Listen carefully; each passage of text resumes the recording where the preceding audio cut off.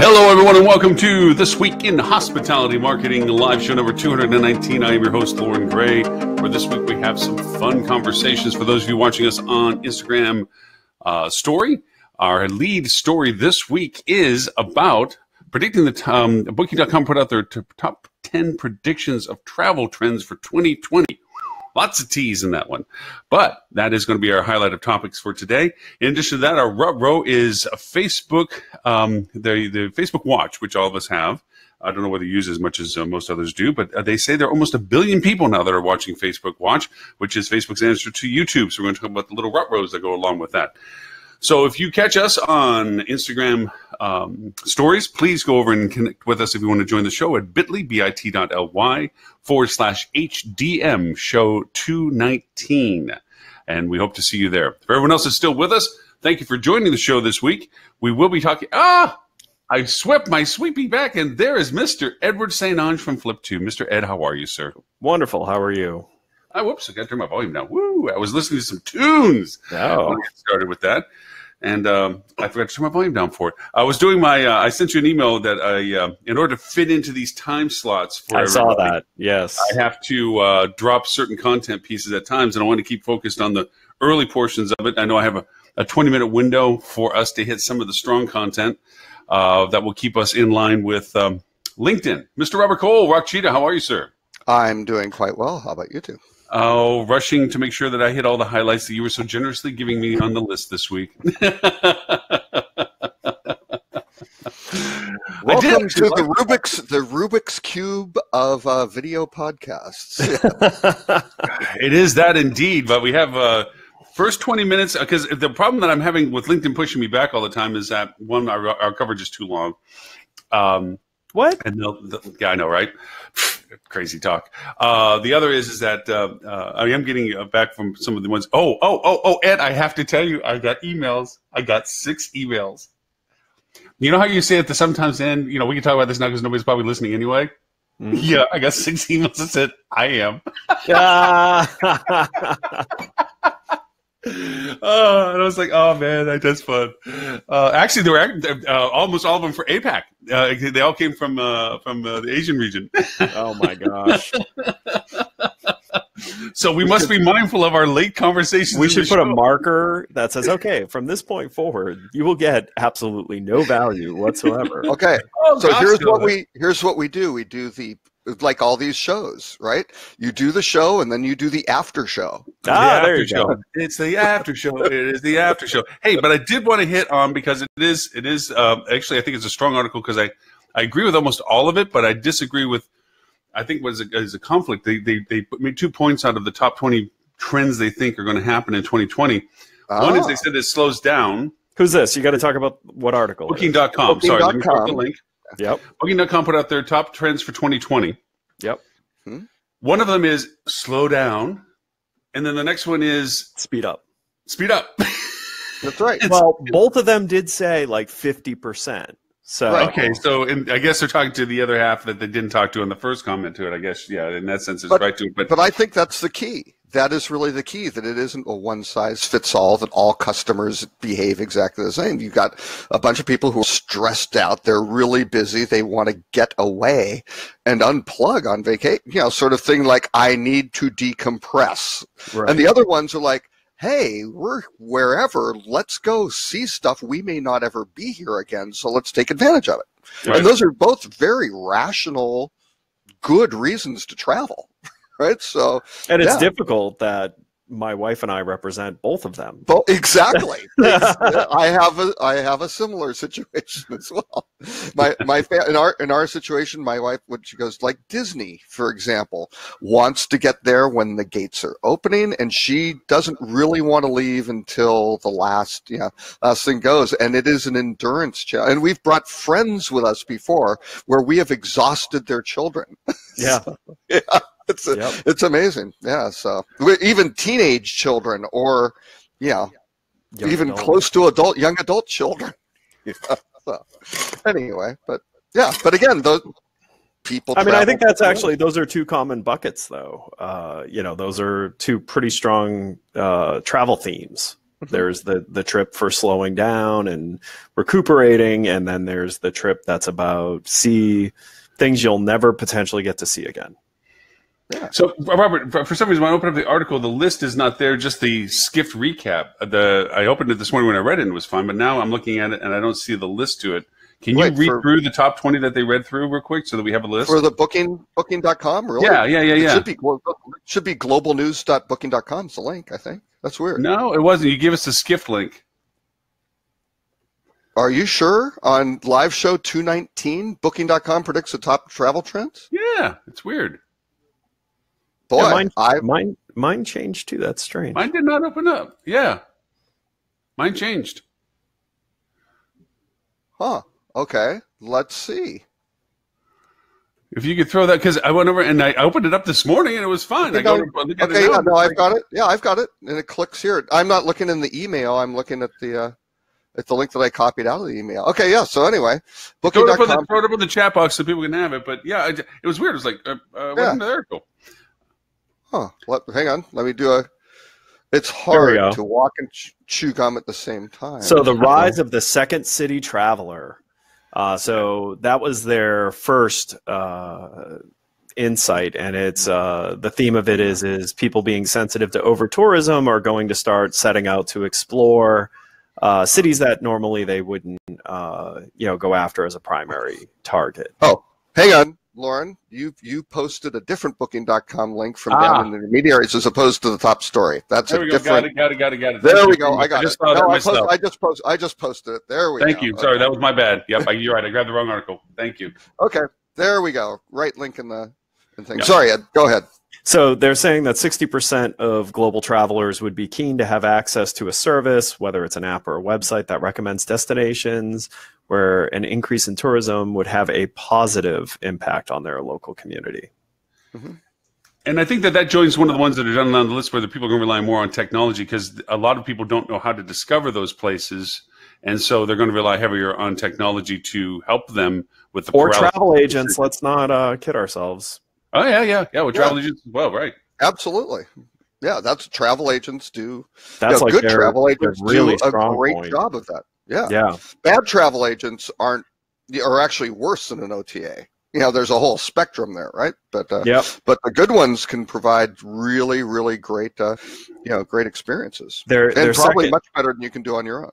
Probably. Their second point with a very cheesy name is TechSpect, the unexpected, where they're saying more travelers will put their key decision-making process even more firmly in the hands of technology because it's overwhelming deciding which corners of the incredible planet to visit. This feels like a point that they really shoehorned into here because it was important to their overarching exactly. Let's not make it number one. Yeah, don't make it number one. Let's make it number two. Yeah. And let's hope some travelers read it and agree and start booking with us because of it. And then number 3, slow-mo's the new FOMO. So that's the first thing you talked about, which is, unplugging, relaxing, packing less into a trip. And then, number 4 was the opposite, the all-amusive escape. Yeah. Well, part of slow-mo was also, not necessarily flying over something, but kind of seeing where you're passing through, and having a lower carbon footprint, right? Where you're being more of an environmentally conscious sort of thing. And yet, the photo that they used for that was a train. So just saying.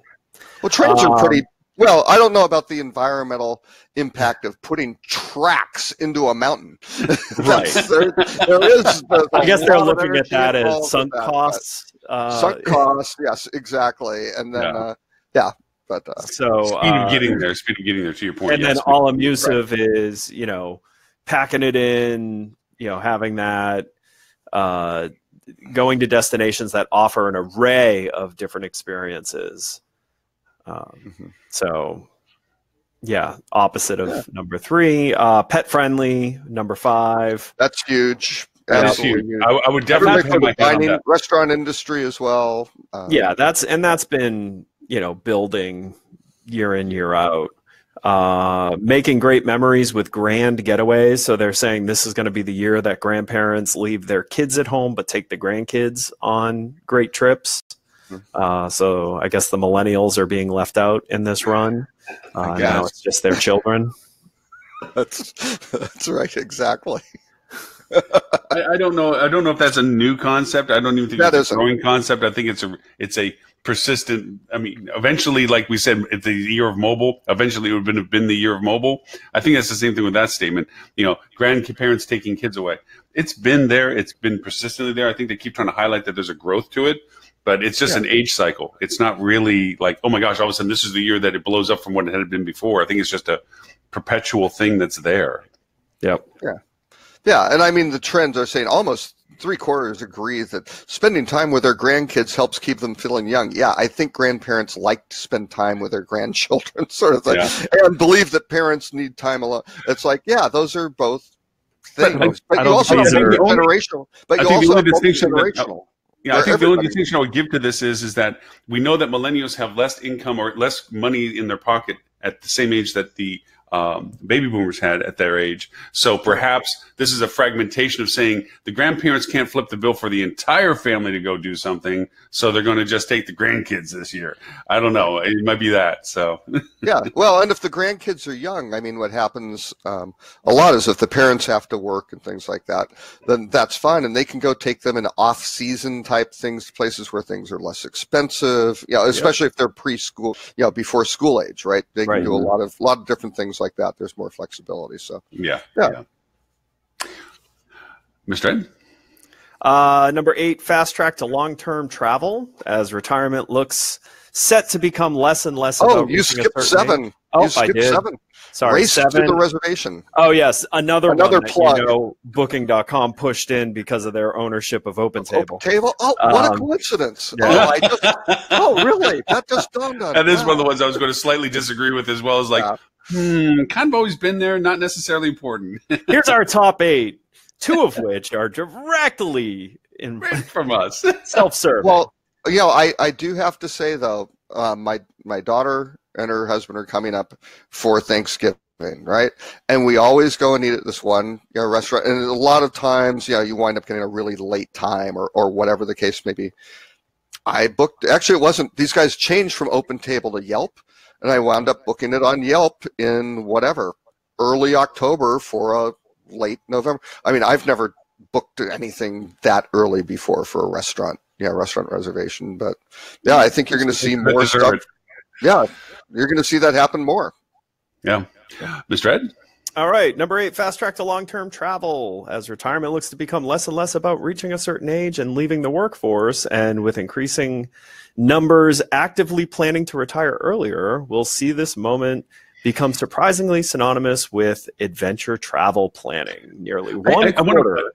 Sorry. I know we don't have much time before we run out of LinkedIn time, but I do want to go over and point out one thing to this. It seems kind of productive that if the very age category that says they want to retire earlier has less monies at the same age that baby boomers have, and baby boomers are struggling with the fact that longevity is increasing, so they're running out of money by the time they hit 85, how is it that the millennials optimistically feel that they will be able to retire sooner rather than later and still enjoy a lifestyle that they would want to enjoy at that age? I mean, it fits the stereotype of millennials. Right. I mean, it seems kind of counterproductive. It's like, entitlement attached to things that you don't have. Instant gratification, all those things. Yeah. Right. Don't worry, someone will take care of us. Yeah, I don't know. It's going to be a hard struggle for Social Security to even be alive by the time I need it. So I don't know whether or not millennials are going to be walking into anything that has a safety net. Robert, enjoy your Social Security. You're probably the last of us to get it. Actually, it's very interesting. I'm in the transition group of Social Security where they're moving up the retirement, the age for it, right? Which is interesting, and and Medicare and things like that as well. And it's just kind of, you just see that going, there was a problem, so they said, hey, the retirement age has to get, or whatever the eligibility. We're in real trouble. Older, which is really, really interesting, because at some point they're going to start pushing it where it's going to be like, hey, wait a second, folks, that's too late. Well, that's already happening in Europe. Europe is already very upset that you have to work until 67. You have to. work until 67. That's you don't really get anything until you hit 67. Right. And at least in the States, there's some progression to that. But they're moving the age up, and then they're also strangely backing, big tobacco advertising to target those 40+ non-smokers to get them smoking again. Spin the herd a little bit, so to speak. Yeah. All right. What's the next one? Meanwhile, back to travel. That was it. That was the 8 insights, the 8 clever insights of Booking.com's travel trends for 2020. I would like to step back to the pet friendly one real quick, because it is, I think, probably the strongest point out of the ones in my mind that they made. That pet travel is a real thing. It is a real segment to chase and pursue. But how we as an industry are doing it is dysfunctional. Because saying that you're pet friendly but charging $100 non-refundable fee per night. I think you're seeing that less and less, though, Lauren. I mean, you've been saying that every time we brought up pet friendly over the time we've been doing these shows. You do make that point, and I do agree with the point. But I've seen way more hotels understanding that truly being pet friendly and creating the opportunity for pet owners, pet parents, what do they want to be called? Owners, parents, whatever, yeah. To give them more opportunity to not only have their pet with them, but to have experiences with their pet. Right. I agree. I do agree with you. I believe the trend is in the right direction. Yep. But there are still, it's frustrating from our side of things where when we go to travel and it's the pet-friendly hotels, which are not still as numerous as I would like them to be, nor brand-wise even as numerous. Maybe you're looking at the wrong hotels, Lauren. There is possibilities of that as well. And it is true, yes. But in some markets, they have certain control over whether they want to be as well. And then what fees they want to charge. And then there's some that, there's some great hotels that, they charge one flat fee for however long you're going to stay there, up to a max of a number of days before they recharge it again, that are very welcoming. It's like, that's great. They have little pet things and stuff. And those are fun hotels. I mean, you go in there and it's like a puppy factory. It's like dogs and cats everywhere. It's great. Dogs and cats living together. Dogs and cats living together. Chaos pandemonium. Thank you for quoting Ghostbusters. But it's interesting, though, if you just do a quick search in Google of best pet hotels or something, guess what comes up at the top? Hotels. There is a local ad for a local place, but then hotels.com, TripAdvisor, Expedia, all of them have their little top 10 lists of your local area, right? Yeah, so they've done that very well. But then you go into kind of the blogs, right, where they're a little bit more of a focus on that. I think a lot of pet owners, if they start doing that, they'll try to start looking at more reputable, third party. There's no real clear leader yet. If they're reputable, they won't be able to tell, right? So, there's still no real TripAdvisor of the world, so to speak, of pet travel aggregation of information. I mean, there's with Fido and stuff like this that are out there that have some good content. But if you're traveling with your pet, it does require additional levels of research. That they just aren't as free-forming on natural discovery that you normally find. You can find a lot more general information when you're traveling without the need for it than it is when you do have the need for it. And I think to some degree, special needs travelers have the same issues and concerns that they have to have additional layers of research necessary. We don't make it as prevalently easy for them to discover what services are available for what they may need for travel. Right. So I think those are two similarities. I think, and the reason I put this as a top story, I think these are all excellent areas if a hotel has a website to not necessarily go into incredible detail and build out, incredible depth, but these are, kind of points to bring out for, hey, there are different types of travelers here, either different things to do in the city or different things, and it's not just here's a list of stuff, right? How do you say, hey, if you are doing something for pets, we'll have an area where that you can be found and people can find out everything they need to know, or where they can go to get more information and just go, yeah, this is great. Reassure them that they're making a good choice and you're attentive to what their objective is of their trip, and you're going to try to help them with it. Right. What a revolutionary concept. Right. We're at that point where we're going to lose the LinkedIn audience for this. So if you want to continue the conversation with us, you can join us at bit.ly/HDM show 219. If you want to join us with live, if not, you can jump over to Facebook or YouTube. We're continuing the conversation. And if you want to find more about Mr. Robert Cole or Mr. Edward St. John is at flip2.com,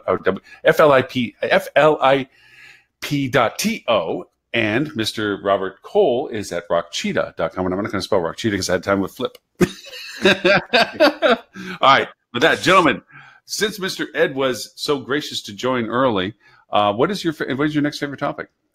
I had a couple that I liked. One was TripAdvisor ponders the platform's future direction and monetization.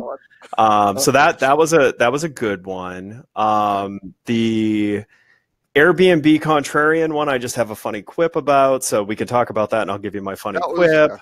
And then let's see here. The Accor and Expedia one, I actually thought was a pretty good story. Had some good things to talk about.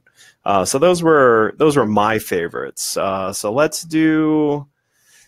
What do you want? Funny quip or good conversation? Oh, funny quip, please. Funny quip. I'll take funny quip for 200, Bob. So funny. So Skift publishes this article that is got a very clickbait title, which is, did Airbnb's contrarian narrative just get messed up? And the premise of this is, Airbnb has long said that they're different from Booking Holdings and Expedia, and Google and Uber, because they are profitable and they don't have to spend every dime on marketing. And then they go into covering the first quarter financial results, which is the worst quarter of the year. Yeah, right. So covering that Airbnb doubled its losses to $306 million in the seasonally slow first quarter. And their marketing spend rose 58% to $367 million. So their whole point here is, you guys are more like Expedia than you said you were. And then, you're reading this article and it's like, wow, I guess they are. And then you read update. A source familiar with Airbnb's finances said the company has more than $3 billion in cash on hand, has access to $1 billion credit line, and has been earnings positive since its early days. And it has, yeah. They've run a very sound company. Right. So it's like, here's a great story. Everything is different. They're not what they said they were. Oh, wait, they're actually what they said they were. Forget, that we said everything that you just read. Yeah. Yeah. Well, and I think the other point. That is the most skiftiest skift article I have read in a long time. Yeah. Well, and the one other thing to add, excuse me, is, as you start getting all these vacation rentals, intermixed with all the hotel, this is going to get a lot more complicated. There is going to be a lot more promotion and advertising, and who wins? Probably Google. Right. Well, and let's think this through. So we know they're heading for an IPO next year. Mm-hmm. So what are companies heading to IPO? Actually, not an IPO, a direct listing. They aren't. Direct listing. Listing. So they're going direct listing in the next year. And what do companies usually want to do leading up to becoming public? Oh, I know. Show that they can grow at accelerated rates with investment. So WeWork didn't do that. Well, good companies would do that. Companies that actually have a legitimate core business. Yeah. Well, no, I mean, this is the thing. Airbnb's contrarian approach is they're running a sound business. Absolutely. Right. Yeah. They have made, probably in terms of looking at startups in this area for everybody else, they have taken direction and kind of adult supervision very, very seriously. I mean, you remember early on they had a couple of things where, trashed apartments and things like that. And they didn't quite, it was kind of almost like what Zuckerberg's doing, right? With a lot of these privacy things, just really like, I don't think you want to handle like that. Either the visuals on this are bad or what you said was off. They had a few little stumbles, but then all of a sudden they kind of got their act together, and they did. And I think a lot of people criticize. Speaking of people who've gotten their acts together, people who love Airbnb and feel that there will only be Airbnb in the future with no other form of lodging. Here comes Stuart. So. Yeah. But it's taking a little while to get on. But there we go. Are you at a standing desk? Yeah, I always have a standing desk, but I'm just actually standing today. Oh, wow. My back was giving me as a standing desk. It's all that Palm Beach rich cuisine that you had. Yeah. I ate really good in Palm Beach, but not like bad. It was Your gout was acting up after Palm Beach. I have zero gout, but no, no gout about it. 99% of the time I stand up to work. The only times I sit down really are,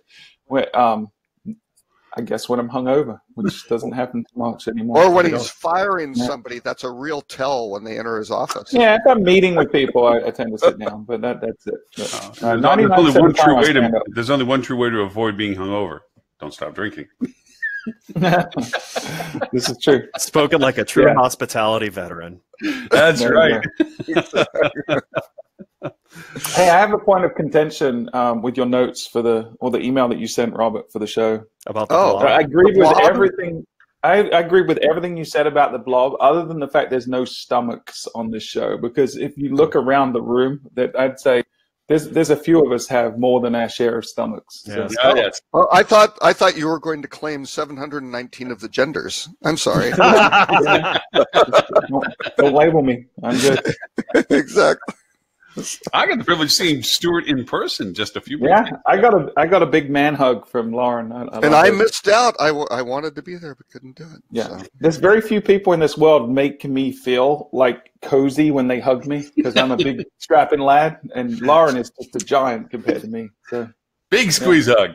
It was good to see him. Actually, we had fun. We were at the HS. For those who know, HSMI Curate is HSMI's. I don't know if they call it their pinnacle, but it's their corporate engagement program, and that was at the Breakers in Palm Beach County.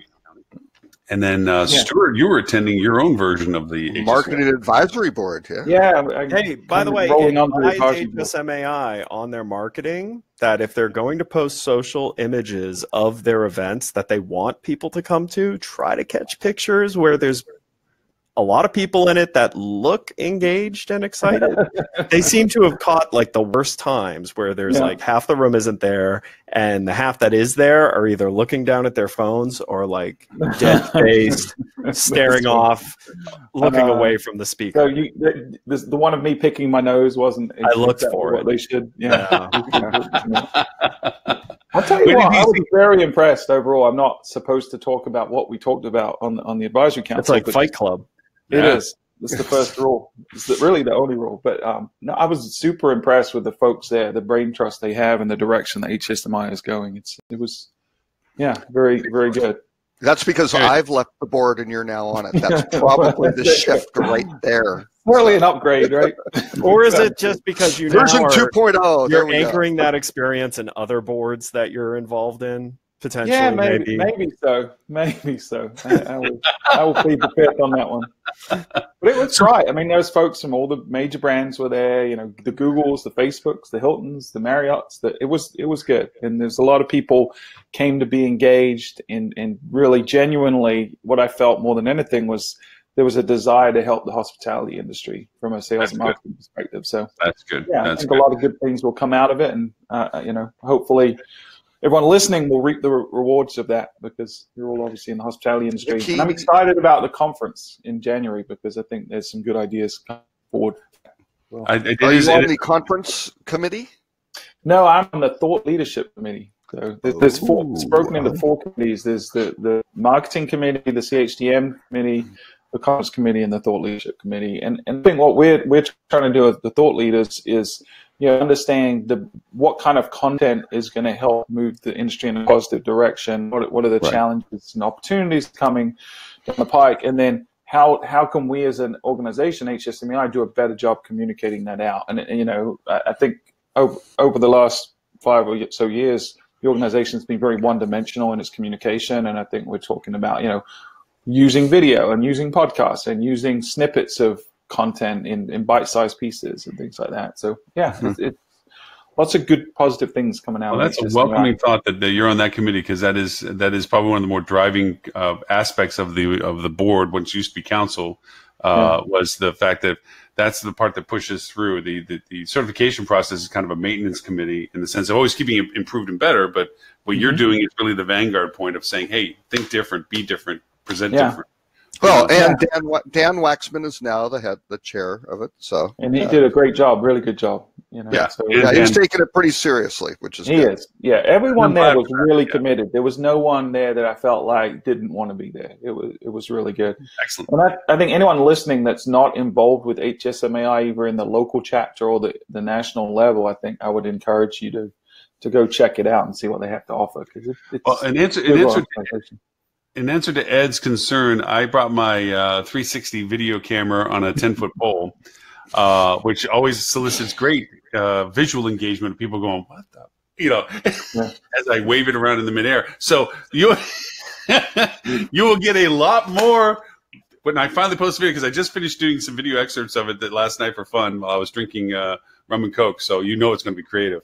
And blurry.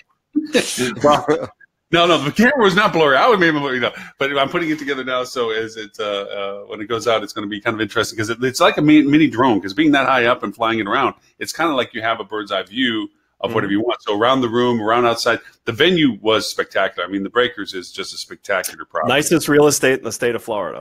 I'll tell you what, it not only is the property immaculate, but the staff was spot on. To the point where I didn't mind spending close to $50 on a salad and one beer at lunch, right? Because they do such a good job. You're like, okay, that's good. Yeah. But they pay attention to the smallest details. If anyone's trying to figure out how to do hospitality right, I would encourage you to visit that property because they did good. And if you want to do that without breaking the bank, go in August. You'd be amazed at how inexpensive the Breakers is in August. Late August, They run deals. But they run deals at like $300 a night, includes a round of golf, includes a meal, and the room. Yeah, which is amazing for a hotel that in season is north of $1,000 a night. And 1,700. They can fly at 1,700 even on some of the other rooms. But no, when I rolled up in my motorcycle for the event, it was kind of funny because I pulled up, they're like, hey, I don't know where to park. And valet says, oh, we can bring you over to valet parking. He says, I'm not going to let you valet the bike. He says, no, that's where we have the motorcycle parking. The dude ran beside me as I went to the valet parking lot so he could tell the guy to let the gate open for me to go in and park. I mean, it's like he didn't just point and go, over there. He's just like, he ran beside me as I'm riding the bike. Which is hilarious because Lauren was full on wheeling. I was gone. That's funny. He's a quick runner, damn it. Those valet dudes, man, they're healthy. Anyway, we were so on point before Stuart showed up. I'm sorry. We got through 3 topics in 20 minutes. Yeah, we hit the LinkedIn mark. I hit the Instagram mark, the story mark. And speaking of which, just off the top, are you guys pushing anything on IGTV, Instagram TV? Are you guys pushing anything up there? We haven't really dabbled yet, no. Okay, just curious because that's the other part. There's an hour limit on that one, but I want to push stuff up on that one as well. Rather than just the storyline stuff, I want to start pushing some content. Well, you got to put some noise out there so that not everyone thinks the other Lauren Gray owns Instagram TV. Yeah, it's going to be a little rough. Well, this one's coming straight up. I'm not going to be using my Instagram handle. I mean, I'll be sharing it on mine, but I'm really going to be pushing it on the hospitality Instagram platform one, which. It's that's the only way I can fight the fact that I have a doppelganger that is way cuter, way more talented, and way more popular than what I could ever possibly be. At million followers, but she doesn't give nearly as good hugs, Lauren. Yeah, that's true. Lauren is using his Instagram feed mostly for like selfies, fashion tips, how-to makeup tutorials. It's amazing what those filters do to you, too. I was checking my email this morning at home, and I was on my phone, and I was going through, and Laura always sends out the email with the admin login for this show. And so I was scrolling down, and my son came up behind me, and as kids inevitably do, he was snooping and seeing what I was looking at. And he was like, you got an email from Lauren Gray? And this 13-year-old son. I'm like, yeah, that's not the Lauren Gray you're thinking of. But. Oh, you should leave it. No, the answer to that is yes, of course. Yes, I do a show with Lauren. Yeah, I know Lauren. Yeah, it's sad. So, Mr. Stewart. Well, no, actually, Robert said, we got Mr. Eddie had the chance to pick a couple. Oh no, Ed had like three of them that he thought were. We interesting, which I pretty much agreed with. So. Oh wow. So, do we want to do California protection or Accor next? How about Accor? What okay. the heck? Yeah, because the California one's going to be a little bit more of an open discussion because there is some variances to what GDPR does compared to them. But yeah. So I actually will say that I like how this article was written. It was actually a quality article that opened with a very salient point, which is the hotel online travel agency relationship has always been a tricky one. The two are codependent and must care for each other, but not too much. Right. And if that was not like just a perfect lead in to this article, I don't know what else could have been. Mm-hmm. And then to talk about, talking about how Expedia's really have shifted to how can they help these hotel groups in the realm of technology, data, or marketing, as a way to be a better partner. Expedia is a very wise company. As someone who has paid very close attention to them throughout their whole existence, I can tell you that they change with the wind better than any company I've ever seen. And they are heavily data driven, let me tell you. And the persona of that company shifts very quickly, which is impressive every time they do it, because every time they do it, they are far bigger than the last time they did it. Yeah. Well, and they've learned from their mistakes because they passed on Booking.com, right? They created Booking.com by going into Europe with a very, North American centric focus, which grossly failed, and they didn't pivot, right? So they've learned from their mistakes, and they use the data to back up their hunches sort of thing, and they test the hell out of it and then go, yeah, we got some pretty good results, let's go. And which is really makes a lot of sense, because they're getting to be an old company, and they're very large. They've acquired many companies. That's incredibly difficult to do. They basically took about 3 years off, and they didn't get the same benefit that Amazon has done with talking to the investment community, going, hey, don't worry about profits, we'll be fine. If you want that, go somewhere else. They got beat up pretty badly and spent hundreds of millions of dollars consolidating all of those platforms, which was not an easy task. But now you look at and you go, wow, they've got some pretty interesting information when people start popping in, because you'll see these things where maybe you have the dates in one application and you go, oh, wait, the dates are in there for, you put them into Travelocity, but hey, when you went to Orbitz, they're already pre-populated. How did that happen? Sort of thing. So it's amazing how a brand can recognize that consumers don't understand what sub-brands they own and can actually take advantage of that. Right. Yeah, well, and they bought those sub-brands. In our industry could benefit from that. I feel like Expedia could do a better job of that, though, because if you go to Travelocity or Orbitz, it's the same template, right? They kind of lost what made each of the platforms unique because it was easier and more efficient. But look at how they have structured the organization. Those two brands aren't really core brands for them. They're really affiliate brands. They're treating them the same way as they would as affiliates, which at some point, who knows if they'll want to spin them or not, right? They may decide to sell those assets if they can, have. Again, but let me ask you this, Stuart. Orbitz is a pretty easy one to identify what made them special. What made Travelocity special? Yeah, I don't know if there was a unique value proposition other than timing there. And for infrastructure. No. There were several things, quite honestly. One was they were first. They beat Expedia out of the gate by about 6 months. Very low volumes.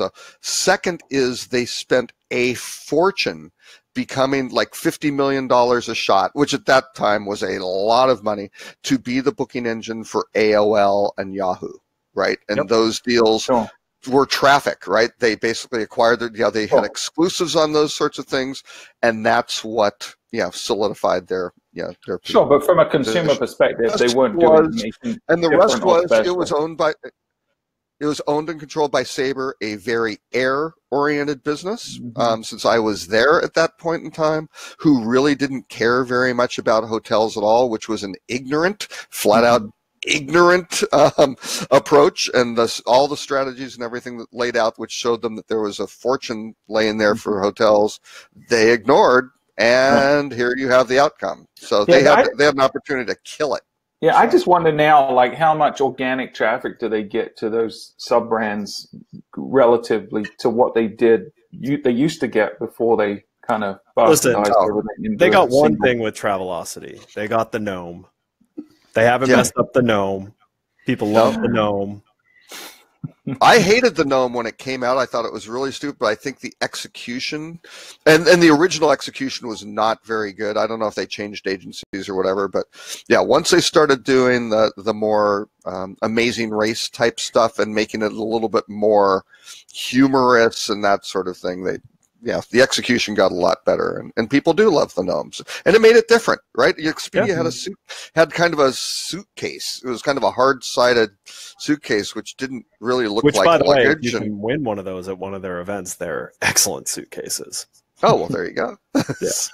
But how often do you see, Orbitz or Travelocity, they're ranking in the top 5 for a competitive keyword? They don't, because they don't have such a unique value proposition that Google recognizes as so Orbitz, I think their value proposition was their trip planning for complex travelers. Yeah.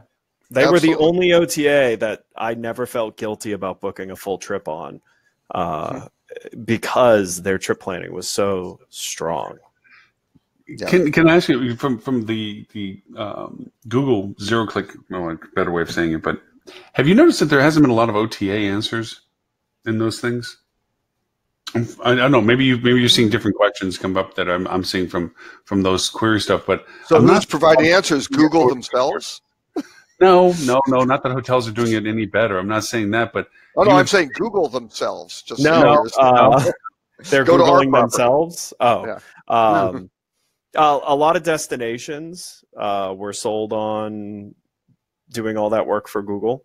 So the DMOs invested a lot of money to have all those answers and to fill out all the business profiles and take pictures and everything. So that may have sucked up some of the opportunity that the OTAs could have had to take advantage of a low cost path. Yeah, because I was considering the dominance of the networking lattice work that OTAs have and their prominence in search engine page results, that you think that would be a carryover potentially of the authority of content, but it isn't, because the content is not relative to the queries as much as to destination information, things to do, so forth, as it is about awareness and inventories. So I thought it in a strange way, it's actually kind of like a crack in the armor. That's the way I'm looking at it, because from the markets that I'm working in right now, the OTAs aren't showing up into the answer sections as much as is just really some interesting one-offs. Ones that have, for some reason, have a great quantity of content about a particular topic. I wonder if they're a fuel customer. Could be, Those fuel guys, those fueligans are pretty crazy people. Like to break rules. Hey, I like the new graphics dropping in. Stuart, I will say I was a little taken aback by your marketing budget must-haves that you included rate parity in that. No, so again, this is not my list. It's your list. This is a list. No, it's not. That list came from you to us. It's your list. Right. But I caveated that with, I was provided this list and I have to select the top 10. So that would not be on my list. And I'm gonna probably borrow some ideas from all you guys that contributed. And So this the exercise was, so everyone listening right now actually understands what we're talking about, is I'm speaking at the Direct Booking Summit that TripTease puts on next week, and it's a panel discussion, but it's a little different. We're actually building our perfect kind of marketing mix for driving direct bookings, and where would we invest money in. So there's a list of topics, and they're going to have physical bricks made with each one of those listed, and then I get to build a wall basically from bottom being the and they're going to pay for it. Who's going to pay for it? TripTease, I guess. I don't know. But no one's going to actually execute. You're going to build a wall and TripTease will pay for it? I'm with you now. I was a little slow. This is right. How are you going to carry the bricks in your suitcase? Aren't they going to stop you at TSA? I don't understand. No, I think they're supplying the bricks. They're not real. They're foam. It's okay. Yeah. Are they styrofoam bricks? No. They're eco-friendly bricks. I don't know what they're made of. They better be made of soy. Yeah, so that's why I'd emailed you that, just to get some different opinions, because the last thing I want to do is go on stage and agree with the other guy that's doing it, right? And because he's the from other guy that's doing it really, really wants revenue management tools and products to be paid for by marketing. That was my my take on the list. But that list wasn't his. That was from TripTease compiled the original list. Oh, that makes even more sense. Yeah, and then he comes from another agency similar to Fuel, where they have booking engines and stuff like that. So I think we're going to be in alignment, and it's similar to what Robert said, which is this work on the plumbing or the fundamentals first, and then kind of build up the funnel from there. I think we both kind of philosophically agree with that. But I told him I will probably play. So you're saying you agreed with everything that Robert wrote in his email? No, I never agree with everything he writes in his email. Why would anybody ever do that? Well, that's true. Robert doesn't even agree with what he writes. Really? Now that I looking at it now, no, that's just a whole pile of crap. I think the opposite. Yeah, we got to all start with meta search, right? That's and just the concept on that was, if you're going to spend a ton of money on on customer acquisition, it doesn't do you a lot of good if they can't complete the tasks that you need them to do to be profitable, sort of thing. Sure. So, it's like, hey, welcome to our house of mirrors and the gauntlet you have to run through to try to book something, which seems to be the case of some hotels. I don't know. Maybe they only want the really dedicated guests who really can endure I did find it odd that Ed poo-pooed on the UI for Booking Engine. Because he said it was for an independent hotel.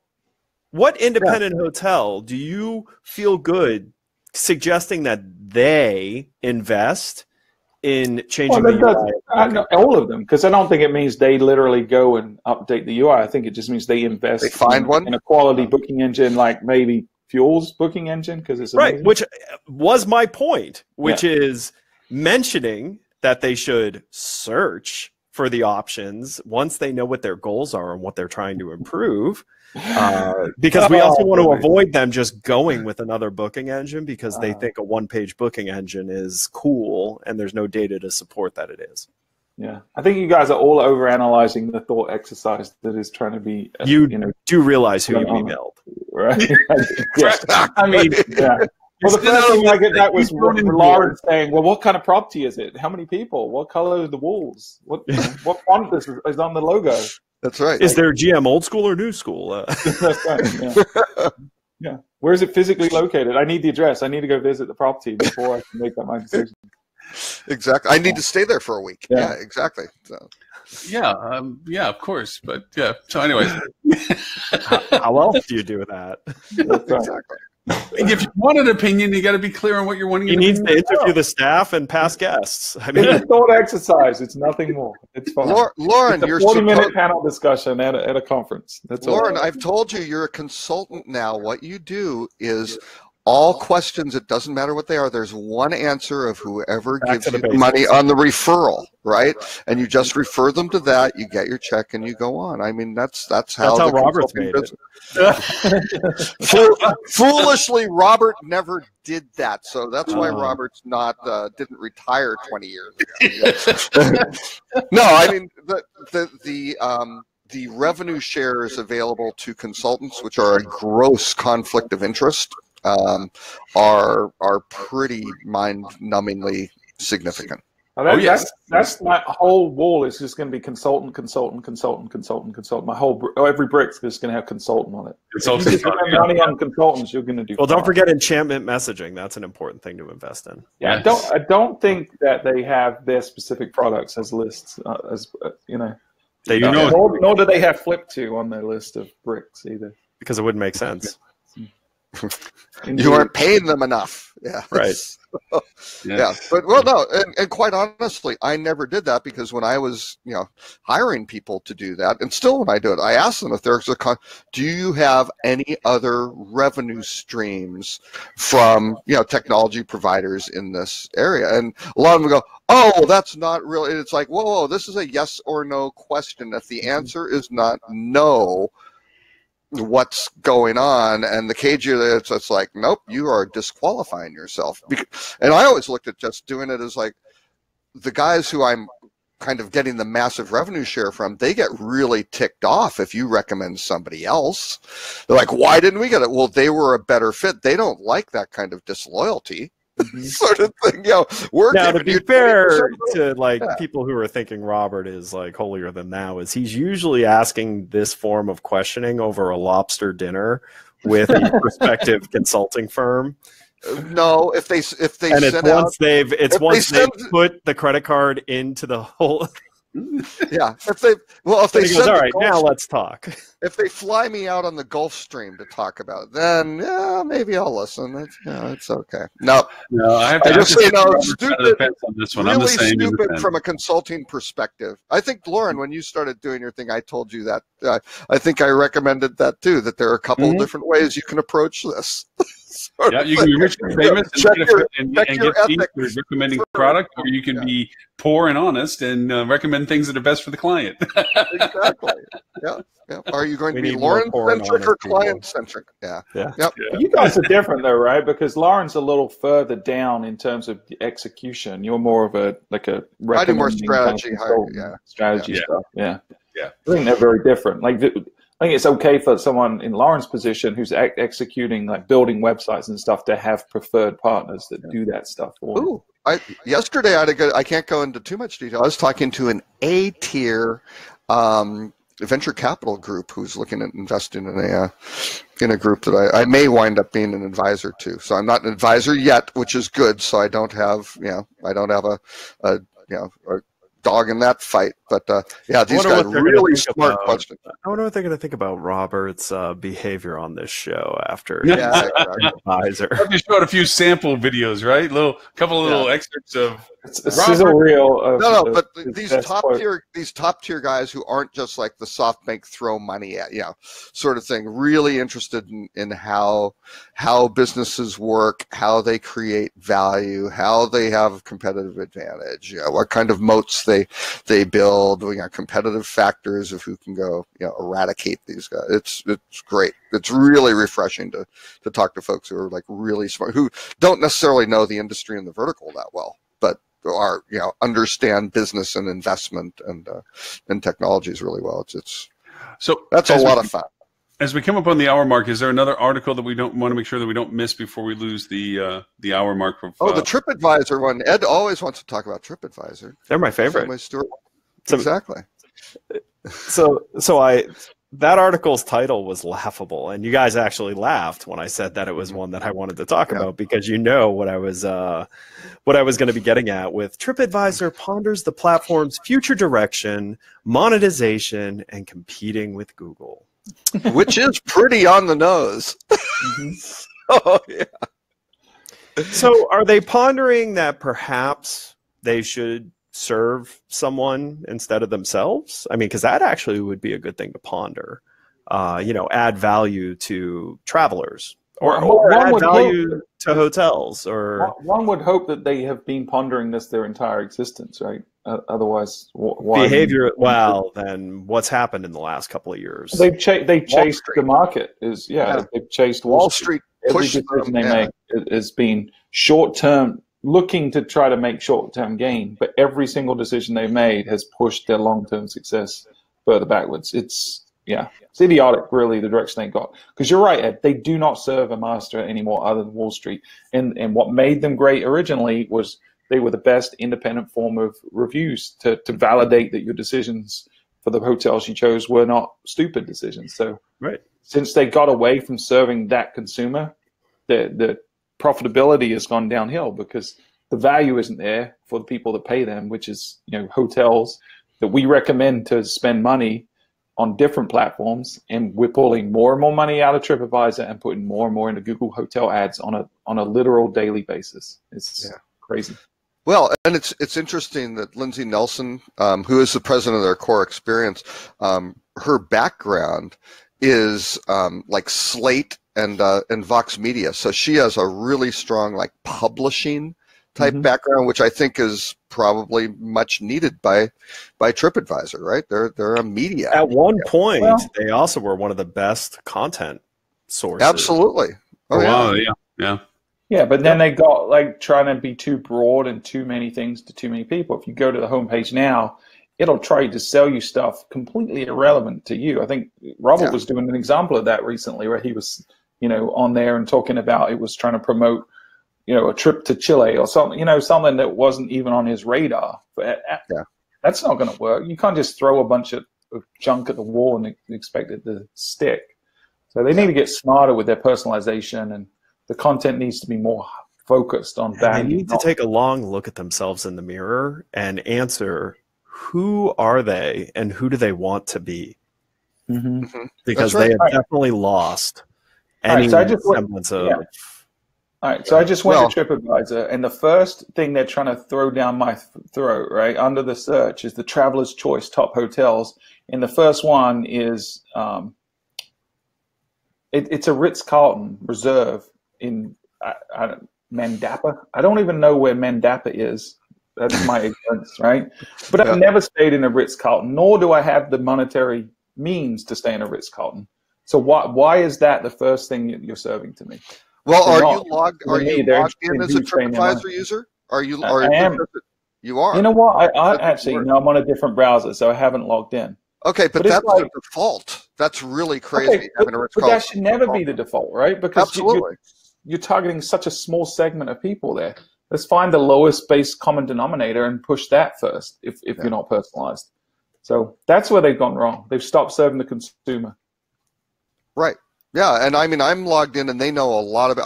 I was one of the first people who linked the first day it was available, linking Facebook to TripAdvisor, right?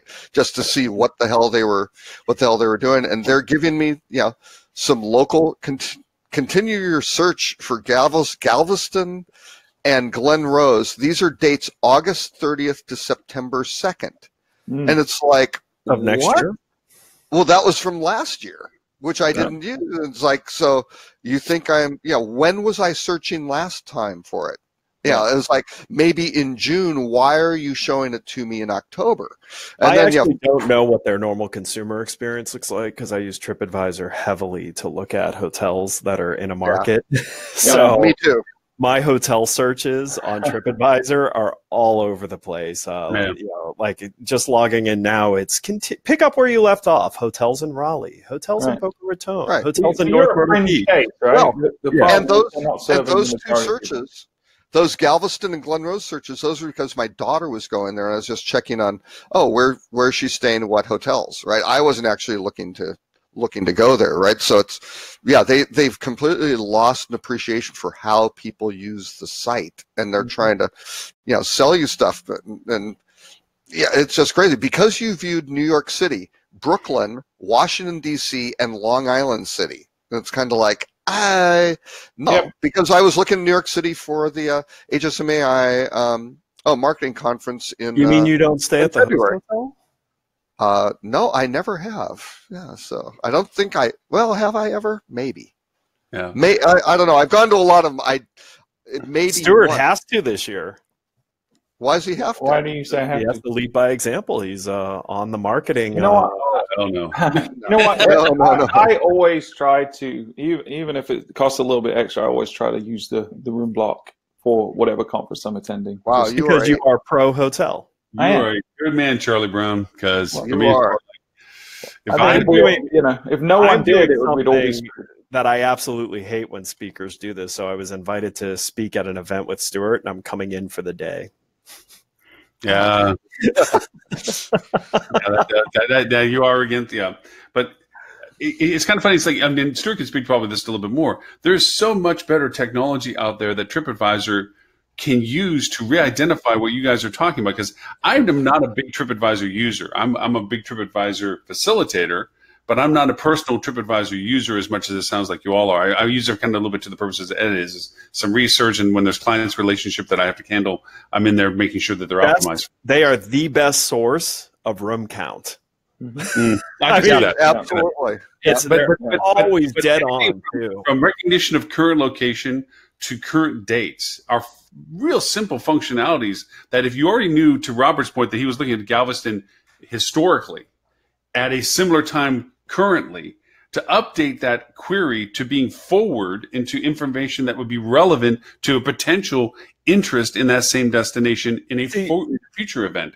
What I fear for TripAdvisor is it's not just us saying that they don't serve the consumers. The consumers have noted that TripAdvisor doesn't serve them. Most of the research I've seen around how consumers feel about reviews, they trust reviews on the hotel's website more than they trust external review sites. Yeah. And that is... Yes. Well, maybe not more, but they're certainly to equal value. Yeah, our leisure travel study showed that. Well, but even beyond yours, I've seen other supporting data that does say that it's as powerful, if not more. And that's a shift, right? That is a huge 4 or 5 years ago, the independently verified reviews had a lot more weight to them, but that gap has closed tremendously. That's right. That's the loss. I think it's probably the loss of those independent groups and TripAdvisor's trust, right? That's because normally you look at that and they don't trust the brands because they think, well, they got their thumb on the scale here. So, I mean, although Hilton may have won over a lot of consumers by having all the negative TripAdvisor reviews front and center on a hotel's landing page.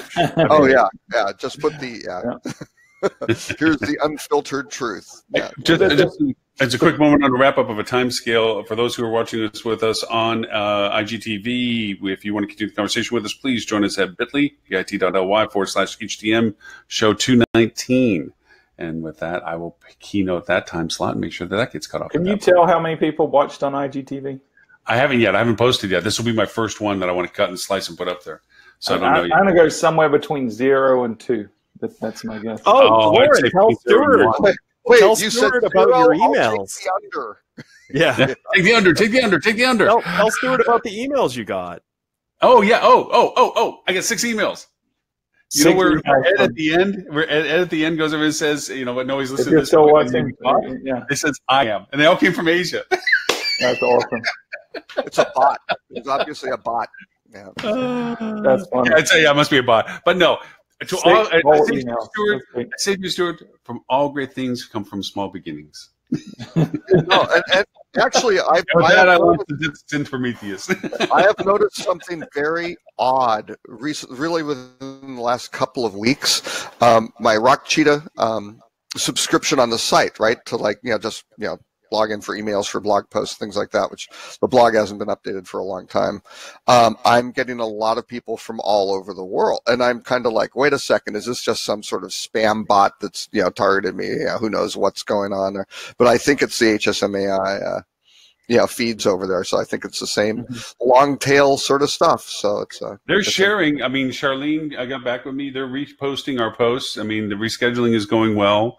When I put it into their daytime hours for Sydney, I am getting feedback from India. They don't appreciate it, that it's not really fitting their time slot. So I might actually have to splinter it. It's the challenging part of it is that for me to do this correctly, I have to use EverWebinar platform to reschedule the broadcast on a time schedule where it's just not a on-demand feed that they play back to YouTube if they want to participate in it. Because when they participate in the chat box, I get the emails.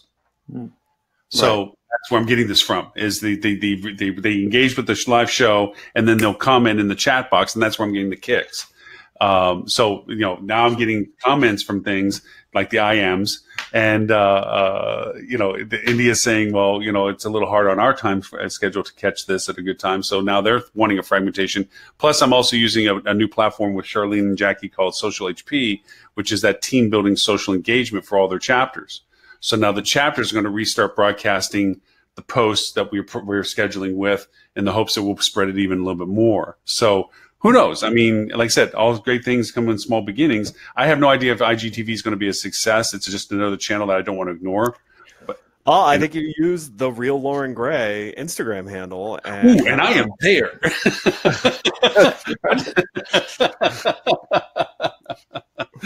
Yeah, no, actually on the Instagram, she does have Lauren Gray because I have my wife's name and I overlap by 3 letters, hence the company name Lauren. Lorenee, Lauren and Renee, Lauren A. So that's the Instagram that I have is Lauren A. Gray. And so it's kind of like to TCP Peter or something like that. So yeah. You just got to protect that intellectual property, Lauren. Oh, that's why I jump on every new platform there is, because you never know what happens with it. Gosh knows I have a lot of dead logins for I'm quite frankly surprised Lauren hasn't been sued yet to change his name. I'm waiting for the day where I get a big check offer. Like, please stop using this name. We would like to give you a lot of money to stop being you. If that happens, can we pick your new name? Please, can we pick your new name? Yes. Okay. I'm picking Magnus as a first name. Magnus. Okay. All right. So we're past the hour mark. We're pretty much into free fall at this point. I wanted to add one more thing to the TripAdvisor conversation. Can I? Sorry. Yes, so I really think there's a jump the shark moment with TripAdvisor, and it came in 2 parts. One was when they started messing with the results. The default results went from being the top in the destination to kind of what we recommend in the destination. Right. That was bad, and that's when it started eroding the customer's trust.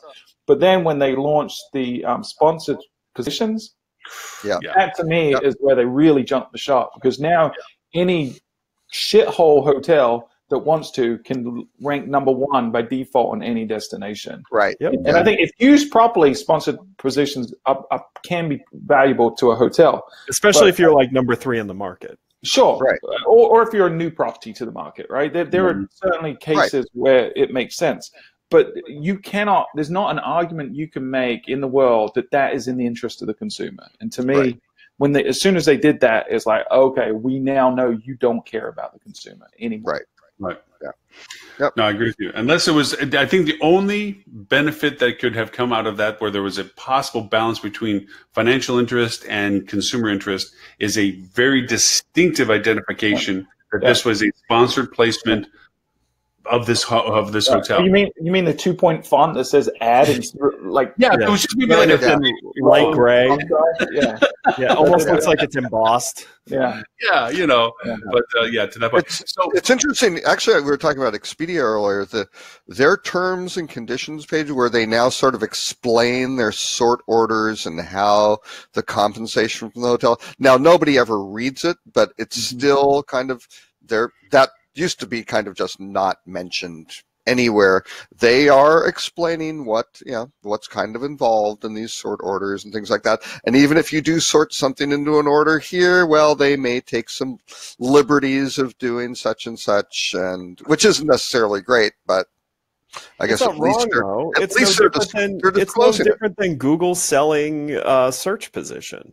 Right. Yeah.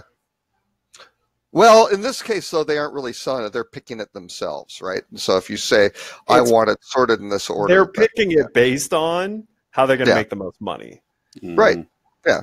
Well, as one of the factors, No, it's a combination of factors. I mean, so it's not always meaning they have the most markup. It may mean they have the most inventory. It may mean that based on the data they have on you, plus which hotel would be the most profitable transaction for them, this is the best hotel to put in front of you because you're going to be most likely to take this one. Right. Yeah. They want the probability of a sale that ultimately, I think, legitimately is the best fit for that customer to be satisfied.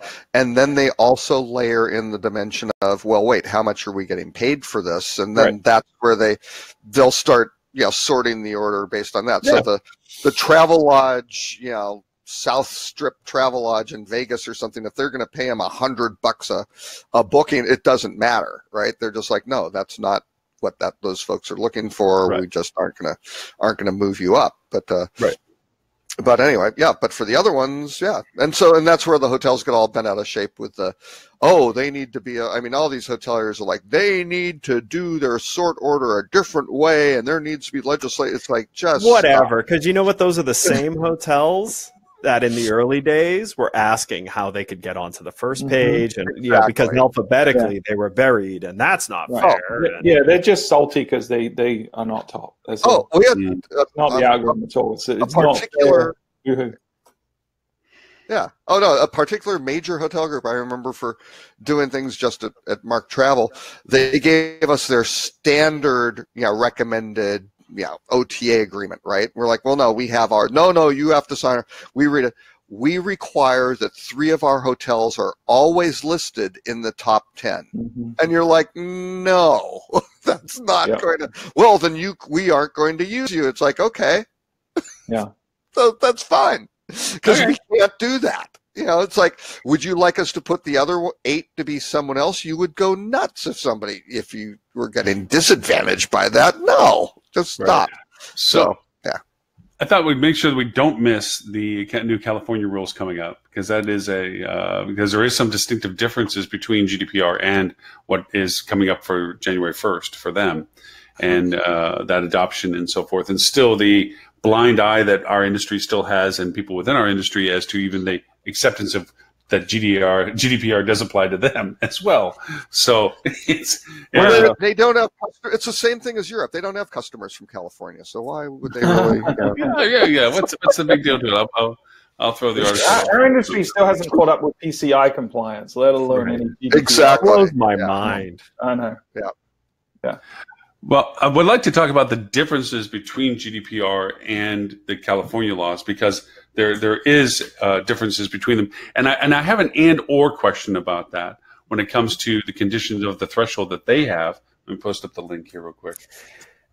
The threshold is interesting because it's 25 million in annual revenue, 50,000 consumers' data. Or if you are in the business of making more than a certain percentage of your revenue sharing data. Right. But I think it's a combo. Is that an and or an or? Like some I think it's or. It's an or, because some companies have mailing lists of over 50,000. Yep. And they're a very small business. So that would qualify them at that point then, as being under the California compliance requirements. Yeah. Yes. Okay. It looked like you're being attacked by a sea and an octopus, Robert. That's a sea lion. That is my legal counsel just came in whenever I talk right. about GDPR. Making sure that you keep in line with all this. Right. And the reason why the distinction for those, if people are familiar with GDPR, is that there is no threshold for it. There is penalties associated with GDPR as to and I didn't realize that they had already started chasing down some smaller businesses in the European community. I thought that was interesting, the examples they gave in that article. Well, and taxi company and everything else. To say those businesses that got fined, that means they did not take the process seriously. Oh gosh, no. Yeah. But nor did 90% of other businesses that just haven't gotten caught yet. Right. Yeah. And then the fact that you listen to the examples that they gave of the taxi and the doctors, the hospitals and so forth, that is just, I can say that there are plenty of examples just like those where there's too many passwords and accessibilities, too much open breach data that are being given without compliance as to how to dispose of it, or even that they should have access to it, and then retaining unnecessary data, that is yet to be determined useful or not.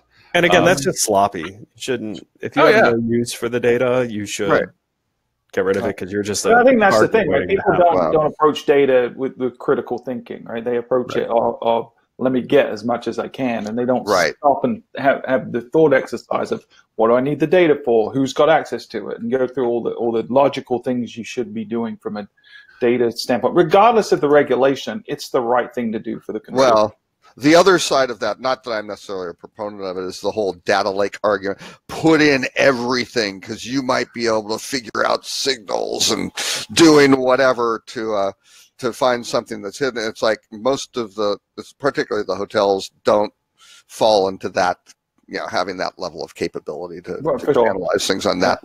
Who's our new addition? I'm here twice now. Ed is there twice. My worst nightmare. His evil twin. His more evil twin. Yeah. Oh, he's multiplying. He's like the blob. Yeah. Oh, it's weird. I will say this: that at the HSMAI advisory board discussion, one of the things that was discussed heavily as both an opportunity and a threat, and something that the industry needed to do a better job of, and HSMAI could help facilitate conversation on, was regulation in general, and that spanned from everything from privacy and data to ADA and all that stuff as well. But I think everyone in the room would agree that we can all do a better job of understanding and applying what the regulations are. And also the knowledge that a lot of these regulations are created because people abuse the systems that exist. It's a few bad actors are what causes this. And mostly it's marketers. We're the scum of the earth. We will try to leverage everything we can to our advantage to sell people more stuff. Well, it's good that HSMAI is taking that potential stand of becoming the unbiased resource, not authority. It's not an authority based. It's a resource of clarifying and identifying the constraints associated with the regulations, the requirements of the regulations, and the compliance questions that come from that. And doing it objectively, right? But having points and counterpoints and having an open debate, but being objective about it, not being shocking, not being clickbaity, not being sensational, but factual and intangible, and giving people a roadmap to where they could actually execute a plan moving forward for their business. No, it's true, and like I said, some of the other things that they're talking about, and this is the scary part of the California rules compared to the GDPR. GDPR has some limitations where they have a bite, but they don't destroy the business. The California rules have a capability based on their fine structure to literally crush the business. Based upon the but also if you go to the data source that this article was referencing, there's a data point in there that 60% of businesses who are fined by GDPR end up going out of business. Wow, that's an interesting stat.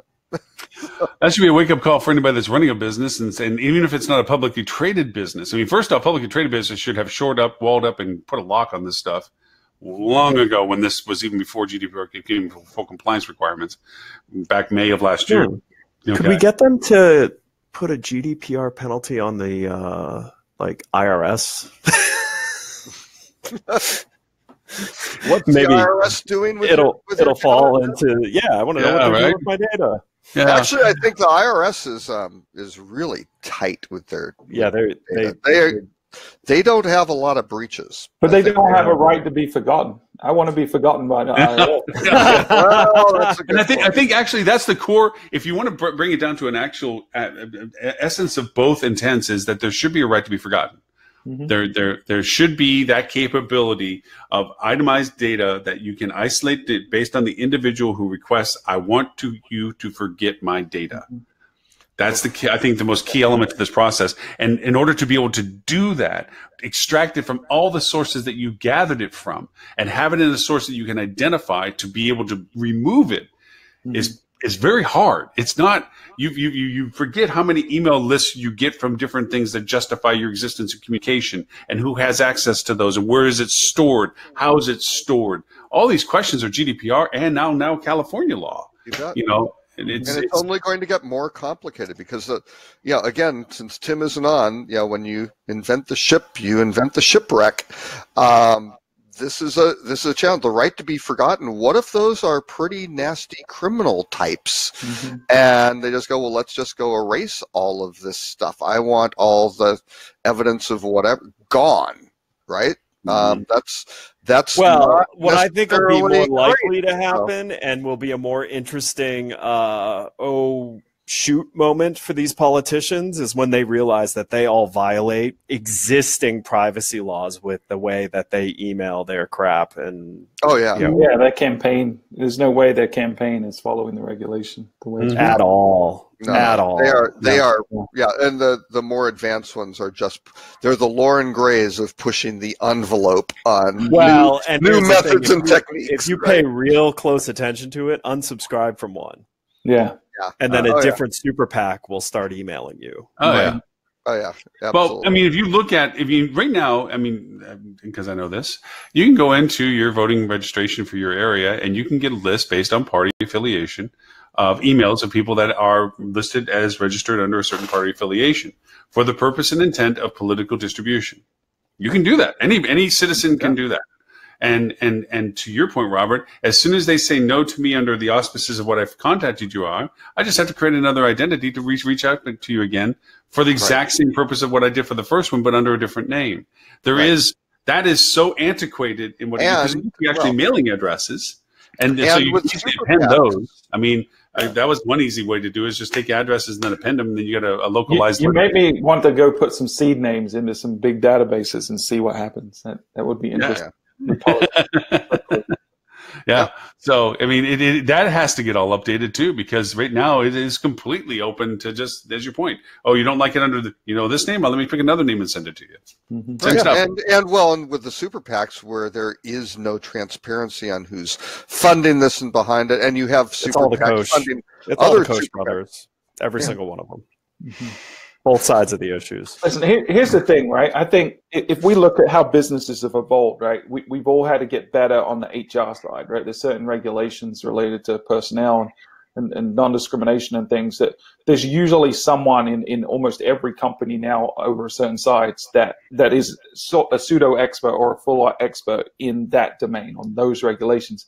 We're getting to the point where you're going to have to, if you're doing any kind of online stuff or data collection, you're going to have someone that is consistently educated and updated on this stuff. You cannot fly under the radar anymore. Stuart, can you pan your camera around so we can all see your chaperone that Dual Travel is assigned to you? You're 24/7. Yeah. You know what I'm saying? They're always, there's someone that knows the latest taxation laws and the latest whatever personnel. Law. You have to have that person on staff. Well, guess what? It's risk mitigation. You have to. But that's what I'm saying. I think we're going to have to do it from a privacy data collection standpoint, and we're going to have to do it from an ADA standpoint. And if we don't, the interesting one to watch is going to be New York's, because New York's has right now the ability for an individual to bring suit against a business. Yeah, watch out. That's gonna be insane. Like that's gonna be. First of all, it'll cripple the New York legal system because it has to be in the state of New York that you file the court. So that's gonna be interesting. Yeah. Well, they got rid of all their crimes. So, I mean, they need something for the courts to do, right? Fair enough. Yeah, but the number of frivolous suits and the shakedowns and things like that are going to get really ugly with that. Oh, it's going to be like ADA all over again. Yep, absolutely. Oh, and ADA is about to get worse again on the lawsuit side after the dominoes ruling too. So you're going to get a lot more volume of these letters that folks have already been getting. But with that, and with GDPR too, like I really, people focus on the wrong thing. They get mad at these drive-by lawyers that are trying to get these drive-by lawsuits. But at the end of the day, you should be doing this stuff. It's the right thing to do, right? You should have a website that is accessible to every single person that wants to access that website. You should be protecting your consumers' privacy. That's why these regulations are created, because people aren't doing what about people without the internet? Shouldn't you have your website accessible by them? Well, it's called a telephone. I think there's limitations and common sense should be applied. I think the part that I get angry about it. First off, I completely agree with you, Stuart, in the sense that you should be addressing the compliance and the accessibility issues about the website. It's not so much that as it is the draw through the mud that you have to do, that you have the drive-by lawyer that mitigates this thing, that you have to go through and show that, yes, you do have the compliances. Yes, you do have the logs to show that you're constantly trying to keep the most and latest and greatest engagements to the website, so forth and so on. It still costs lawyer fees to have the lawyer talk to the lawyer. And even when you can push back to the lawyer where they drop it because you're just not worth fighting for because you can prove that you're doing what you can. That's the thing, right? Costs, it can. I think if you are smart about it, you have documentation to show what you've done, and just sending that back to them 9 out of 10 is going to shut them up.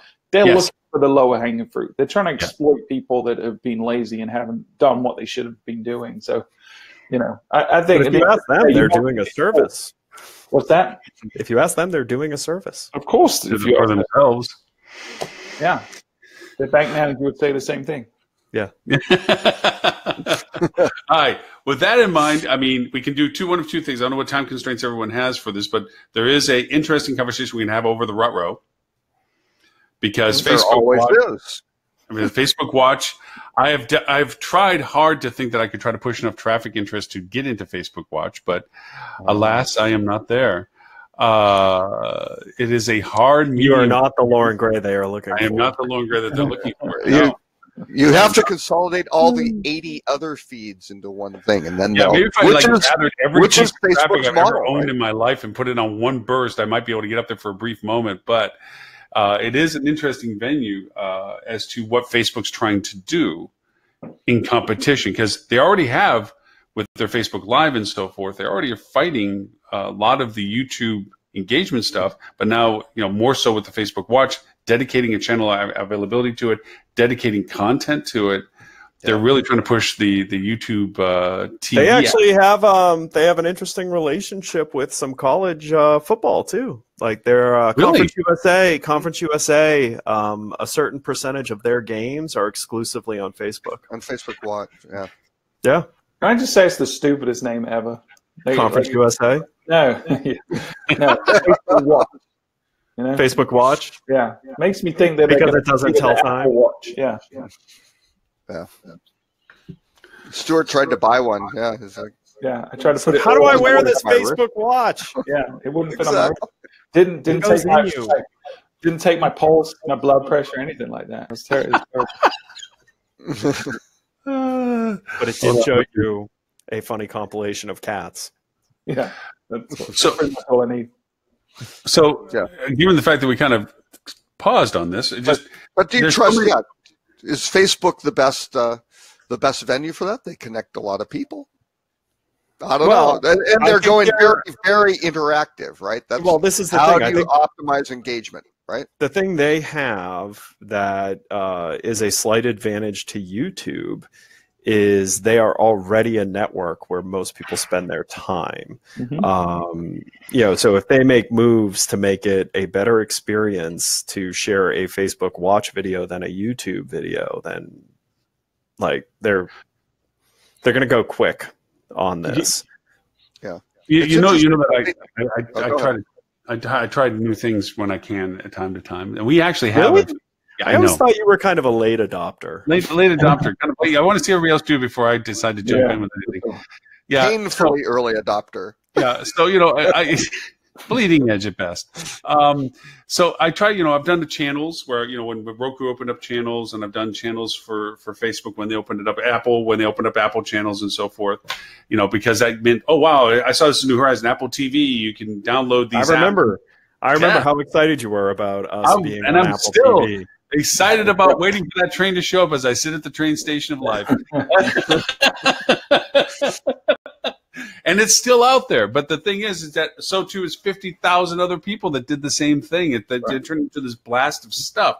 We're at an interesting juxtaposition with CTV, connected TV, internet TV, Roku, Amazon Prime, all these things. Disney's now rolling out. And I mean, I'm sorry, I got to get Disney because I'm going to just go do brain numb doing binge watching on Avengers. And you're not going to. Why? They're not releasing their stuff the same way Netflix does. They're going to release it weekly. Bastards. It depends on right? Some of it. That's okay. They're going to got something they got to do. Yeah. Like the Mandalorian.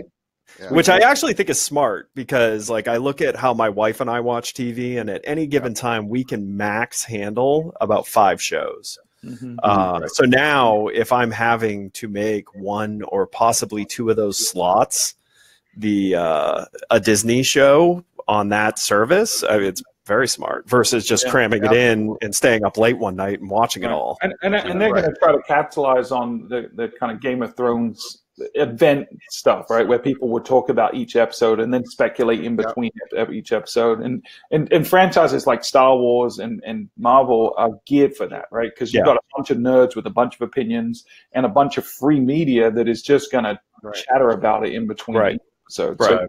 And otherwise, it's everybody binges it and they watch. You know, like Stranger Things, they just boom, they watched it the first weekend or something like that, right? Yeah, I will say, Lauren, I'm surprised you haven't gotten us on Amazon Prime because they seem to have a pretty low threshold for what they will play. Are you saying that the bar is a little low on our content? There's a guy Robert, who plays video games and narrates himself playing video games, and he is on Amazon Prime. Yeah, that is way more exciting than what sometimes we talk about. Is that Ninja? Somebody be really good at a game. It's mesmerizing watching somebody go through those things going, how do you know where to shoot? How do you know to turn around and do that at that moment? Because they played it 15 times in the same time slot. But no, listen, just because I'm making fun of the fact he's on there doesn't mean I don't watch it. How do you think he knows about it? Yeah. But I think what's going to happen is there's going to be a fracturing because obviously Netflix isn't going to go over, or Apple's not going to carry competitive content to their Apple TV. They're going to drop certain channel availabilities on their stuff. I don't know, dude. Yeah, it depends. Because I would say the majority of people that use an Apple TV device will not subscribe to their Apple TV service, even though a lot of people are going to get it bundled for free for a year or whatever. I don't think it's I don't plan on it.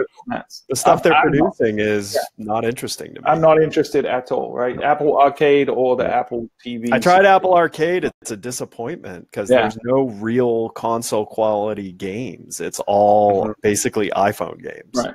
Yeah. They're going to have to pay a lot of money, and when you look at the money that Amazon's paying for Prime and things like and the shows, I mean, in Netflix, there are billions and billions of dollars getting tossed at major directors, major stars. I mean, Lauren, you have a CBS online account, don't you? Of course. Yeah, and it's because of Picard, isn't it? Of course. Yeah. And Discovery. Yeah. Right. Oh yeah, no, it's soon be also. What else is coming out that's going to be landing on that one too? They're probably going to do with Captain Pike, so that's going to be one that's going to be coming out. But they found a niche audience, right? What's actually interesting about that, though, is if you think about that, that makes the rights of some of these classic television shows even more valuable today. Yeah. Because if that's the springboard, that you make it only available and you don't ever play it on your live TV. Like, this is the beginning of the end of live TV. The fact that there is exclusive content on the streaming that is more expensive than stuff they produce for their own primetime. For sure. And that's why people like Disney have spent so much money investing in IP. You know, they went and bought Marvel, they went and bought Star Wars, they went and bought every Fox franchise that existed. Because they know that content ultimately is how they're going to win this distribution war. And we're all the schmucks, right? Because we're all sitting here complaining about $100 a month cable bill, so we all cut the cord. And now we're all going to be spending $200 on a bazillion different streams. But it's only the stuff I want, Stuart. Right. I know. Well, Disney is so smart, though. The only consultation I have is that after I get saturated with content from one thing that I love, I'll pause the subscription until the new stuff comes out. So I says to myself. That's not at all what you do. Never. Well, but look at how smart Disney is. Disney now owns the majority of Hulu. Right. And they were sitting there, I think it's like $7 a month with commercials, and I think it's like $13 or something without commercials. But the new bundle with Disney Plus, Hulu, and ESPN all bundled together is like $12.99, right? $13 a month. Yeah. They're going to or you can buy for 3 years and you can get a massive discount, and then you're locked for 3 years and you'll never cancel it. And when I cut my cable, I've been without ESPN for like 3 months or something like that, because I kept looking at it and going, wait a second, the only way I can get it is to pay like $45 to get a whole ton of channels I already have. And it was I knew what Disney was doing. They were waiting to go launch their own product, right? So they didn't want people to get on other subscriptions. Yeah, but the problem is ESPN Plus doesn't play any of the aired content. Right. Yeah, that is because otherwise I probably would drop my PlayStation Vue subscription. Yeah, because I can get all the stuff my kids like in individual licensed things. Right. Hulu is enough for broadcast shows. Oh well, you got the Hulu. You got the Hulu Plus or whatever, the one that's like the $40 where you get the local channels. But I don't watch local channels because I don't watch local news because I don't watch TV for news. I read my news on the internet. like a normal person. Yeah. Well, no, but I actually went out, but I just got an HD antenna, right? Right. And it's fine. It's $10. Literally, the antenna's $10. Coax cable. Yes, I got a Tableau, so I could do a DVR on it just for my wife watching, over the air stuff. So I probably overspent on that, but again, it's just one of those. That's fine. We don't have to worry about that. We've got tons of room on the thing. But as opposed to subscribing to one of these things at $40, it's ridiculous, right? But, I actually just went through and looked at all my subscriptions and thinned out all the ones that I haven't used. It's amazing how quickly like that becomes a big number. I've cut $700 a month off my monthly spend. What in the world were you subscribing to? The big one was our home security. We were on an old school type of home security, and that was a good amount of it was like $200 a month. And the new stuff that Google has or Amazon has, it's $100 a year. Mm-hmm. Yeah. I got Ring. It's next to nothing. It's literally like $10 a month or something. Lauren has built his own kind of laser-based thing, which he's experimenting with. Which is funny because it actually triggers booby traps, much like you saw in the original Home Alone. Yeah. Oh yeah. Exactly. When you think hands, I got the whole thing. He's maimed 3 Amazon delivery people just testing, but still in beta. A porch pirate in my little place. I tell you what. Yep. But no, he's got a wall, and he's got snakes and alligators in his moat. So a little moat, little. And then he deploys the drones with the poison darts. One of the things about all this, the CTV, the connected TV stuff, is that this is a whole new world of advertised exposure that is out there. I mean, right now there's a platform that is affordable. I say that with the quotes. Which is called Branzuka, which allows you to segment out platform and geography in your engagement. But you need video content. And that's the key element that seems to be a fall down, that when you're looking at Budget 2020 and stuff like this for organizations, I wouldn't necessarily say individual hotels, this is a venue to consider without having done a whole lot of other stuff core first. Yeah. Mm-hmm. Okay, I'm not trying to say bleed edge stuff here, so I'm going to keep Ed from jumping on me on this one. It's the idea of saying that if you are in a position of multiple properties and or scale of property, that you're doing all the things that you should be doing already and are looking for venues of opportunity, with that disclaimer in mind, then there are aspects of CTV exposure to feeder markets at prime time opportunities on channels of demographic interest that could be usable. Wow. I think I closed every door possible. I'm not sure you track the impact. So, done, except you forgot one thing. They also have the wherewithal and budget to produce content worthy of that spot. It's not just whether or not you can afford the spot. If you're going, there is an expectation for primetime commercials. I mean, there really is, and it's a lot less than what it used to be. It's not Madison. It's not Fifth Avenue stuff anymore. Yeah, but you see on YouTube, it's definitely it's not. Yeah, it's not consumer level bunny ear pop ups. It's not that either. Yeah, it's not. There is a prosumer level a requirement, but that threshold is a lot lower than it's ever been historically. I literally just needed to pick something you missed, Lauren. So that's all that was. I appreciate it. Don't just try it to try it. Have a goal. Have a strategy. Try to have a way to measure success and define success. And actually, on the connected TV stuff, it's way more measurable. Oh yeah. Oh, they have great graphics, and you can. This isn't just putting a particular promo code up. Hair Club for Men, use code, and then you see the lips move, but the number's different. Z1000. You. It's not that. It's having something that's related to the context. Actually was.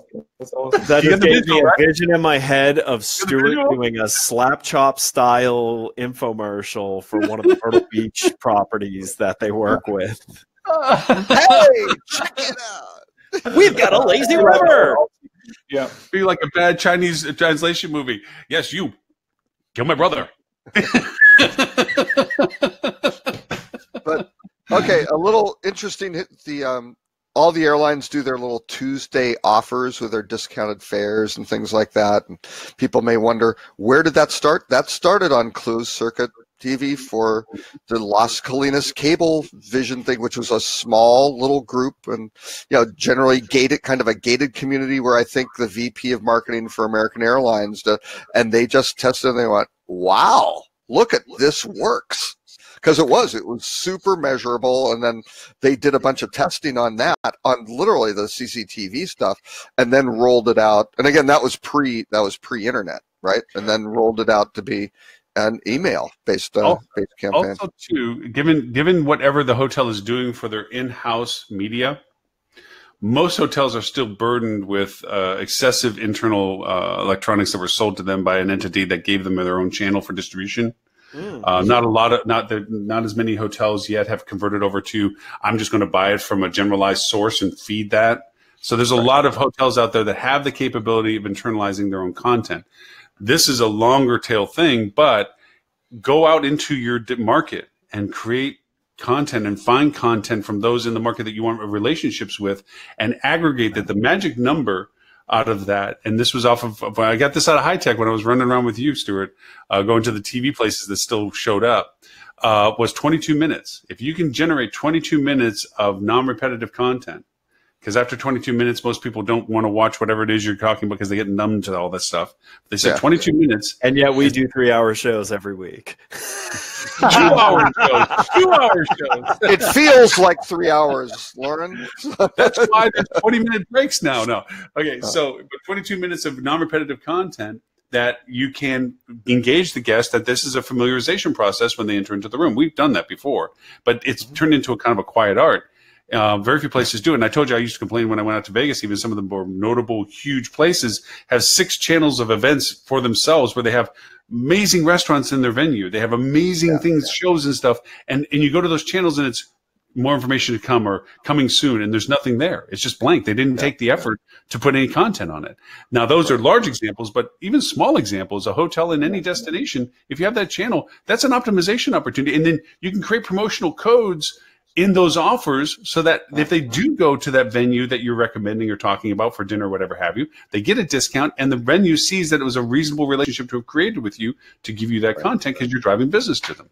So and I would be cautious to take that 22-minute number to the bank, because if that's a mean average, that means for everyone that comes in and doesn't look at anything on the TV, there's someone that watches double.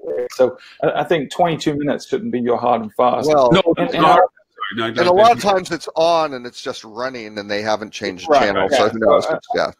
Everything comes back to, do you have a strategy? Is there a plan? Can you measure it? What is your objective? All that stuff. If you're not doing the fundamentals before, this should never be your top priority, right? This is your first things to do. When everything else is in good shape. First one needs to be, what is your objective? Please. How are you going to measure? If you can't answer that question, do not walk down that path. Right, and your objective shouldn't just be, we spent a lot of money on this 10 years ago and we need to continue doing something with it. Yes. Yeah, or your objective shouldn't be because it's cool and it makes us feel good. That should never be an objective. And also, marketing, how is it that you don't accept that as an objective, Stuart? We are the unagency. We are the unagency. Oh, yeah. I remember way back when I was with Ocean Properties, I had a few hotels that we had put in this network software that allowed me to broadcast it as if it was a TV show to multiple hotels through their feed. I had to load it up, and it took all night to load it up for that to show the next day at that hotel. And talk about a black hole of time consumption, putting content together that, I was putting together videos that I had made. Every minute of it. For the early part. Huh? What was your ROI for that? Who hell knows? I didn't know. That was just fun to do, right? Who knows? It really was. It was literally, can't even be done. After about a month, it was, it can be done, but you have to hire somebody that's going to be nothing but. And then to your point, what was it getting out of it? So we're featuring what was going on in Hollywood, Florida versus what was happening in Jupiter, Florida versus Key West. what? I mean, what I was trying to do is crossover selling between the hotels, that you're aware of other hotels, you're aware of other things locally without any guide other than just it's there, go find it, you know. Right. And it was just generalized awareness kind of stuff. And it just was a time thing. But yeah, it was that's where you identify the difference between can you do it and should you do it. Right. It's a big difference. And what's the value of doing it? I'd even throw on top of it. It's like, well, no. So yeah, those days are gone. Now it's like if you can't do it and measure it and get something from it, then don't do it at all. Mm-hmm. Well, we are. So we really didn't talk about Facebook, but it led down an interesting path. Well, live video is live. I mean, it has its value if it's used properly. Well, and you know who does it really well? Cruise ships, right? Cruise ships have sometimes they'll stream things live from different events or things like that for people who don't, want to go to the place, or they don't want to, they don't have the capacity, right, to hold people. But, they'll do things where it's like, what's going on the ship today, and the next, the next port of call and stuff like, which people tune into that stuff like crazy to figure out what's going on. Right? They don't have internet access. Oh no, there is. Yeah, there's no internet access. It's a captive audience. But if you have kind of a destination resort with a whole bunch of different activities and all these things, no internet. Well, no, but you could. But if you want to go, I'm going to tell you this.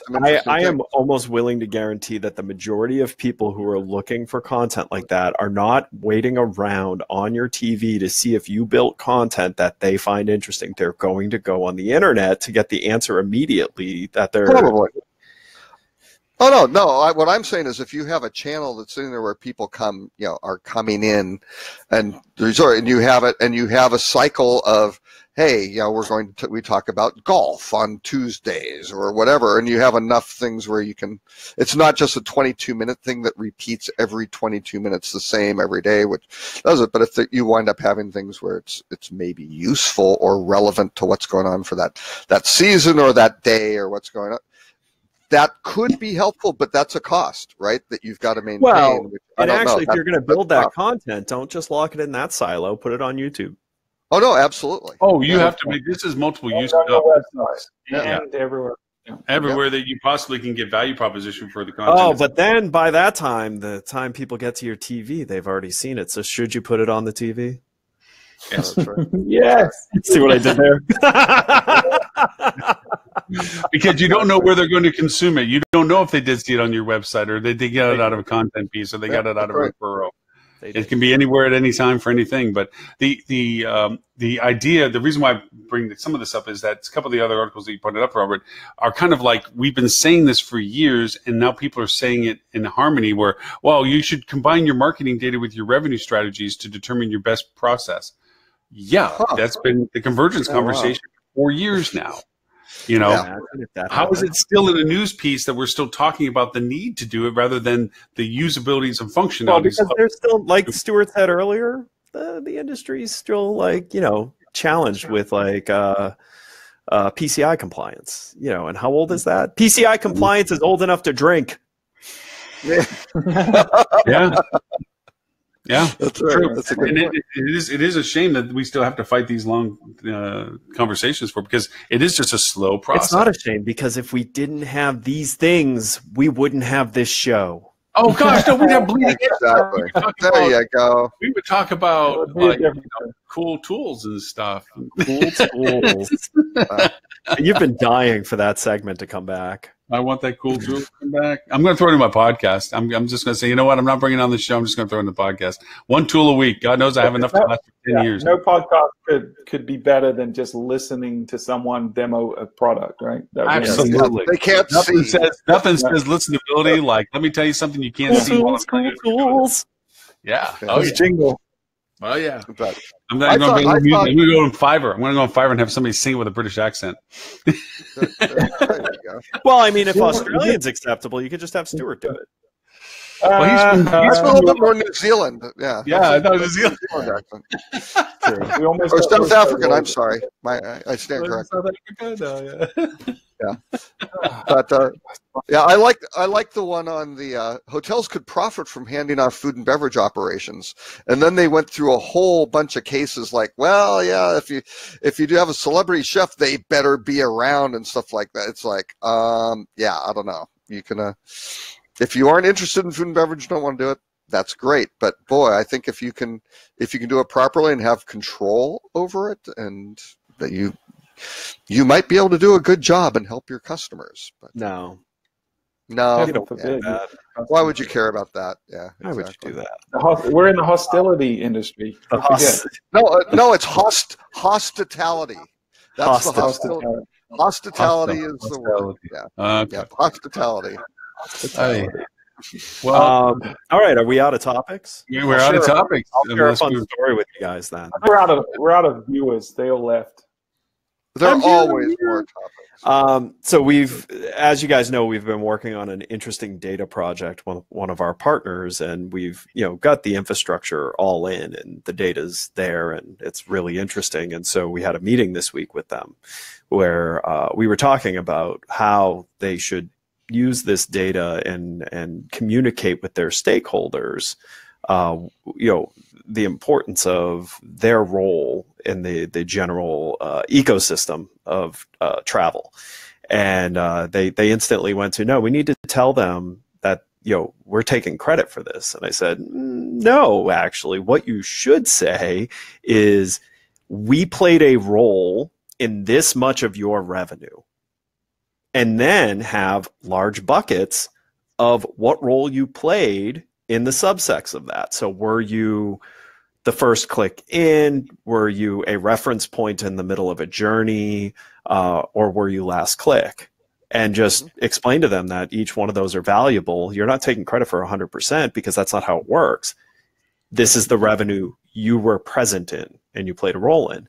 And it was interesting to see the resistance immediately moved to, oh yeah, wow, I guess that's right. That's the right thing to do. That's what nobody in the industry does. Certainly most of the vendors in the industry don't operate Definitely that way. don't. They're like, I'm going to take 1,000% attribution for everything that I ever touched. Even if I'm not even sure if they may have touched it, I'm going to take 100% attribution. Even if I have multiple products with them, each individual product is going to claim 100% attribution. Yeah. I'm pretty sure someone smelled that ad at some point, so I'm going to take 100%. That's how bad it is. It's true. You're so true with this that we just had a conversation with some vendors with one of my clients where we provided X dollars. Okay, well, we had you before we had you, and after we had you, we looked year over year, and we're flatline. So you Thank God you had them. You would have had that valley. That's so huge. You would have had. You should have gone down in our stuff, and you should have gone up in your. Like, wow, look what you did to it, and we were flatline. You really all you did was take credit for what we're already getting. Yeah. Okay, that's what you did. Yeah. Came into the system, and you we're already getting. Give me $500 a month, and I'll give you a report that shows me the value of that $500. The example we gave them that really woke them up was something that probably happens. So they're a good data source. They attract travelers to an area and then dissipate those travelers down to stakeholders. And so we said to them, what's likely to happen is you run an ad, someone comes through, they end up down at one of your stakeholders' websites, and then they leave and go do something. And then they Google search 2 days later to get back to that website. So do you want to claim 100% on it, or did Google play a role in making it easy for them to get back to that website? You shouldn't even be having the conversation of how they should feel about it. What you should say is, we were, early in the process. We were early in driving them to you. We played a role in that transaction. Well, it goes back to the old analogy of basketball team. It's not the person. You can't say the person that brought the ball into the game made the basket at the other end. It was passed, it was dribbled, it was changed, it was exchanged, it was set up. There was a defender, and then the ball was transferred to the person that eventually put it into the hoop. If you were one of those pieces in the play, you can't say I made that point. You can say I assisted in that point. Do you know LeBron James? Because I think he would disagree with you. Well, LeBron would always say, I understand that. LeBron James is the vendors of the world. No. He was the only one on the court, and he was the only one that made the point. That's right. Because you just aren't educated on that topic. So. That's right. Ford. Hey, out of some conversation that came over the past couple of days, it is seeming like the conversation of a recession is just it's not Robert, is so funny to hear these guys walk around and pontificate like they're I've known this all along and I'm telling you a secret, and meanwhile you've been talking about this for months as to what happened in July. Robert has been saying this is the year for at least 4 years. No. At least 4 years. No. I've been saying it's a plateau. It's not. You aren't going to have growth. And I'm not saying at some point there will be a recession. But it's Robert, going to be very interesting for what the catalyst is. Is there a drop off at the end of the plateau or a hill? We need to know, Robert. Here's some of the stuff that they were. I mean, they even referred back to July, Robert, which I had to snark. I almost snorted my coffee when they said this. July was the first of revenue, RevPAR, so forth. And I guess there's some economist that 4 years ago, and I don't remember his name, said that summer 2020 is. He called it 4 years ago. Summer 2020 is when the recession hits or whatever, and we'll see if it's true or not. But the part that they pointed to, which was uniquely different, was that this isn't an economic recession, the catalyst for it, a political recession. That it's the driving force. That happens in election years. I mean, so that's not he's brilliant. It's always saying the leading to an election is going to be. This is when do people spend less money? When there's uncertainty, and when is there uncertainty? When the whole direction of the country is maybe about to change, is about to turn completely around. Yeah. Well, now think back. Usually, election years, major election years, not minors, but major election years. Everybody wants to amp up the economies to be positive and great. They will let stuff go through that they probably would have fought, but they want to make sure they take credit for it at the right time. So usually election years are a little more. You're mixing consumer spending with overall economic production. Yeah, correct. Yeah, for sure. Visa would. I wasn't at Curate this past week. I know you were there, Lauren, but a lot of people talked about the folks from Visa that were presenting at Curate, and the kind of takeaway from that session was, here's the consumer data, and here's what we're seeing in the trend, and we don't think there's going to be a downturn unless everyone keeps saying there's going to be a downturn and people stop spending money, because there isn't a catalyst this time. So that's what we're pointing is there's a political motivation to this, that it's uncertainty. The uncertainty principle is going to be the catalyst to this. The uncertainty principle, though, however, is no longer what it used to be. Because here's the thing. The economy has chugged along during Donald Trump's presidency. There has been tons of uncertainty. The economy has chugged along with Brexit. And that's tons of uncertainty. The China trade war has not done to the economy what it should have done if you believed in the uncertainty having that much stranglehold over the economy. Now, in contrast to that, the deregulation, the open season fire sale capability of corporate engagement, involvement, mergers, acquisitions, and lack of legality oversight is a compensation to that. That the people that are in the know and have the influence of making decisions are open field. They can literally Wild West themselves into what they want to do because ain't nobody stopping them. And so that's balancing out whatever consumer sentiment is, because the boss is telling the employees, it's all good. We're still selling the same stuff. Okay? Because they have no rules and regulations. And there's a lot of Fed policy where the Fed has been taking these rather interesting and non-traditional proactive steps, right, on interest rates, which normally they would not do. But there is no cushion for a downturn. It can't, right? Yeah. If there is a downturn, the Fed does not have really much room to adjust anymore. So it's all kind of borrowing from now, let's keep things up, to, well, we'll drive off that bridge when we come to it, right? So that's my concern, is what's the catalyst, right? That I don't think anything is going to. For us in hospitality, what they pointed out was a deluge of new inventory. Remember, there was the pause that was created after the Great Recession. There's not a deluge of new inventory. Yeah. Over a quarter million rooms coming to market. But that won't cause a recession. It's going to be a supply and demand adjustment, right? Right. That's not a recession. Well, what they're saying is because of that huge amount of inventory coming into market at current demand levels, you cannot sustain ADRs. Yeah, but Lauren, if you build it, they will come. Yeah. but here's the problem on sustaining ADRs. Okay, over the last 52 weeks, ADRs are now up 1.15%. Right, that growth rate has been eroding consistently for I would have to go back and look. Right, look at all the probably 3 this years. last week. Because that's the thing with the plateau. The growth rate keeps shrinking. It's still growing, but it's shrinking.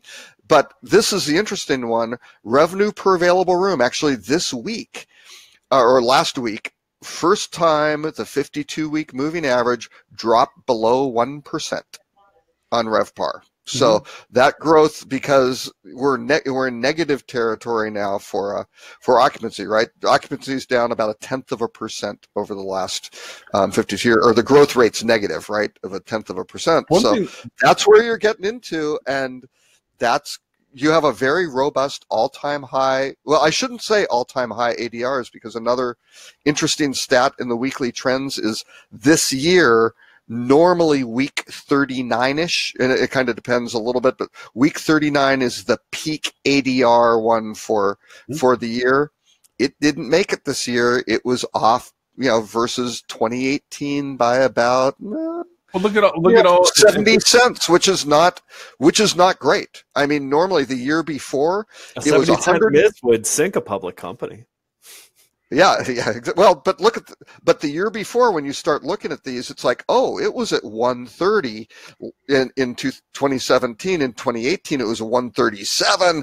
Oh, now we miss. Those were always what is it now? Steps. It's now 136.63. Right. So it's not that it's bad. It's just it's not growing the way it used to. Right. That's the whole thing. It's plateaued. Hey, it's plateaued out. Data, right, that you collect that I think is proprietary and no one else really has. At least everybody has as it comes from the STR stuff. I just look at it. So you're just okay. I look at it a different way than everybody else looks at it. Right? Oh, wait a minute! If you were talking to Tim Peter, he would say that you're in violation of I didn't share that with you, and you're taking data and manipulating it. No, you say things and see things and patterns that a lot of people aren't noticing in the STR report. So why do you not repackage that and either blog about it or sell? Oh, you weren't on for the earlier discussion where Robert was explaining how there were two different types of consultants. There were the ones that make money. This is good stuff. He's not affiliated. He's not hard selling. I mean, he's not selling. He's not benefiting from somebody else. Did you not hear how I paraphrased what he was saying? Yeah. No. I do monetize the data. I work with actually two firms. One is kind of a public equity analyst group, and another one is a little bit more specialized in terms of what they do working with analysts. But let me ask the question, because this is a stat that actually surprised me when it was shown to me. Does corporate travel dictate leisure travel, or does leisure travel dictate corporate travel? What do you mean dictate? As in, which one leads the other? Oh, if which one leads? Leisure travel goes down, does it affect corporate, or does corporate affect leisure travel? Oh, I don't have any. I have not looked at the data that way. You're asking, is one a predictor of the? I don't know if one. I would say if you put a gun to my head, I would say the corporate would be a predictor of leisure generally, because that's the vibrancy of those and if corporate travel is going down, people are not getting as many air miles and things like that, right? To go convert to leisure. So I was believing what you did. I would have said exactly what you said, and they showed us stats that were exactly the opposite. Leisure dictates to corporate travel. When leisure, that's bullshit. That's absolutely wait. Who's they? I've got a curious consideration. I don't want to start pointing who was in the room. Okay, but it's not a cause and effect relation. You can say there's maybe a leading indicator that if you see leisure travel tailing off, I would say that might be more of like a consumer confidence type thing. That would be kind of the leading indicator, and then maybe you have a little lag on consumer confidence in terms of being absorbed by business, but leisure travel has a longer lead time and things like that. Usually what happens is that when we begin to see leisure trail from a revenue management perspective of strategy, we then look towards corporate to replace the leisure demand. Is usually historically however, approach the group or whatever. Right. Yeah, let's expand our corporate engagement. Let's look for corporate incentives and so forth. What was displayed to us in data, and I don't mean to be evasive about it, but I don't, with Curate and what they have, it's theirs to release as to whom they engaged with giving us this data. Yeah. So I'll share elsewhere, but they said that basically when this happens, corporate is receding faster than the receding of leisure. That leisure is the trend developer to what corporate does. That if you see leisure trending, corporate isn't going to replace leisure demand. You're not going to expand your leisure value to replace leisure loss. Corporate is descending faster than leisure if leisure is already descending. So you're not strategically able to replace your leisure loss with corporate demand because corporate. I would agree. I would agree with that, but I wouldn't necessarily say there's a causal relationship between the two. I'm not saying there's a cause and effect. It's a trend. It's a reflection or they're saying an indicator to the other. Yes. Maybe. I don't know though. I think seasonality. I would have not. I never did think of it. I've got to look. I would say you got to look at the length of the moving averages. Look at the length of the moving averages on those because there's a lot of seasonality. I also would challenge anyone who says that they have data that shows this, and the reason I would challenge that is there has not been a pullback in a very long time, and the last pullback was not a standard economic pullback. It was a collapsing financial system. Right. So you can't use any data from that. And then the last big pullback before that was a unforeseen, act of terrorism, and and then before that it was the dot-com bubble. When's the last time we had a normal economic cooling period? Right. Exactly. Well, I can tell you when it was. It was when the economy in general was completely different. It wasn't nearly as globalized as it is today. It did not have social media. It did not have most of the things we have today. So I challenge anyone who says that they have automated trading. Right, it didn't have anything. So there is no quality data that you can trust on the situation that we're heading into, because what we're heading into is a healthy, normal cycle of economy where, yes, you can't go up forever. That it doesn't work that way. Yeah, and I've always been a huge critic of the STR lodging econometrics, Oxford stuff when they have like their index of leading indicators. It's bullshit because if they use a 6-month moving average, which there's so much seasonality in this business. The numbers skew one direction. One part of the year they skew the other way, and the other part. And I've tracked this out, going, don't use that. I bet Stuart has the same problem when it comes to when clients pop up going, I just got my static whatever report from whatever platform, and we went down in traffic or XYZ or calls or this or that from the same previous period, and it's like, please don't look at period over period on some of this data. It's not that it's irrelevant, but what you're looking at it is inaccurate. What you really need to look at is year over year, same demand time, same demand cycle. Are we same, better, or different, or worse than what we were in the same time frame last year? Not August over September or something, because you can't keep going up. There are months where you dip or plateau or down because demand cycles are different. Well, and I think it's a lot more nuanced than that, Lauren. I don't even you can look at December versus December of the previous year, because sometimes like Black Friday falls in a different month, or Easter is earlier or later.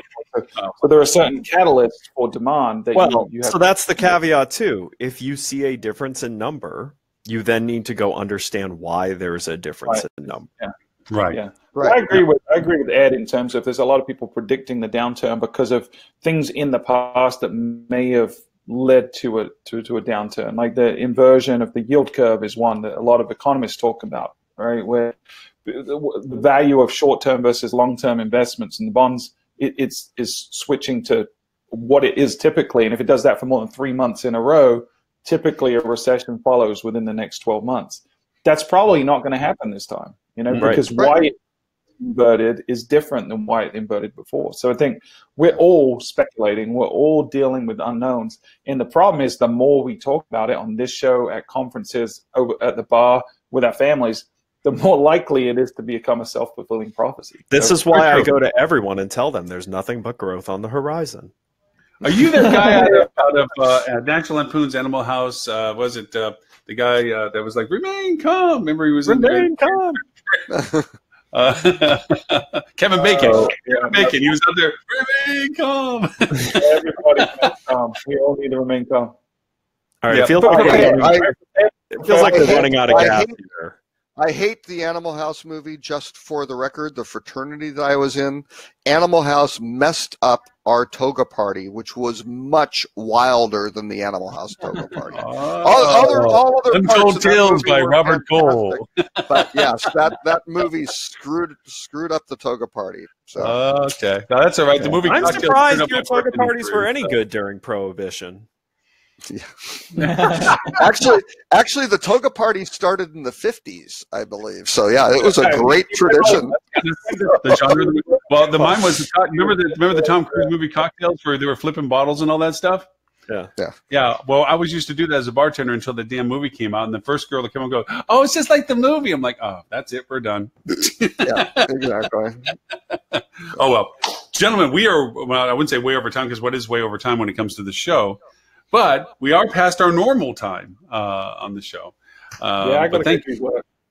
Yeah, I got a 2 o'clock, 2:30. I mean, it's a happy day in paradise. But I will send you the video link, and if you want, after when we shut down, I'll tell you some of who fed this information around and stuff like that, so we can talk a little bit more if you want. But anyway, Mr. Robert, if people want to know about you and Rock Cheetah, where is it that they go, sir? RockCheetah.com or at Robert K. Cole on social media. Yeah. And Mr. Stewart, you have an excellent new graphics on your postings for your podcast. I like all of them. They're topically driven. The imaging graphics match the topics.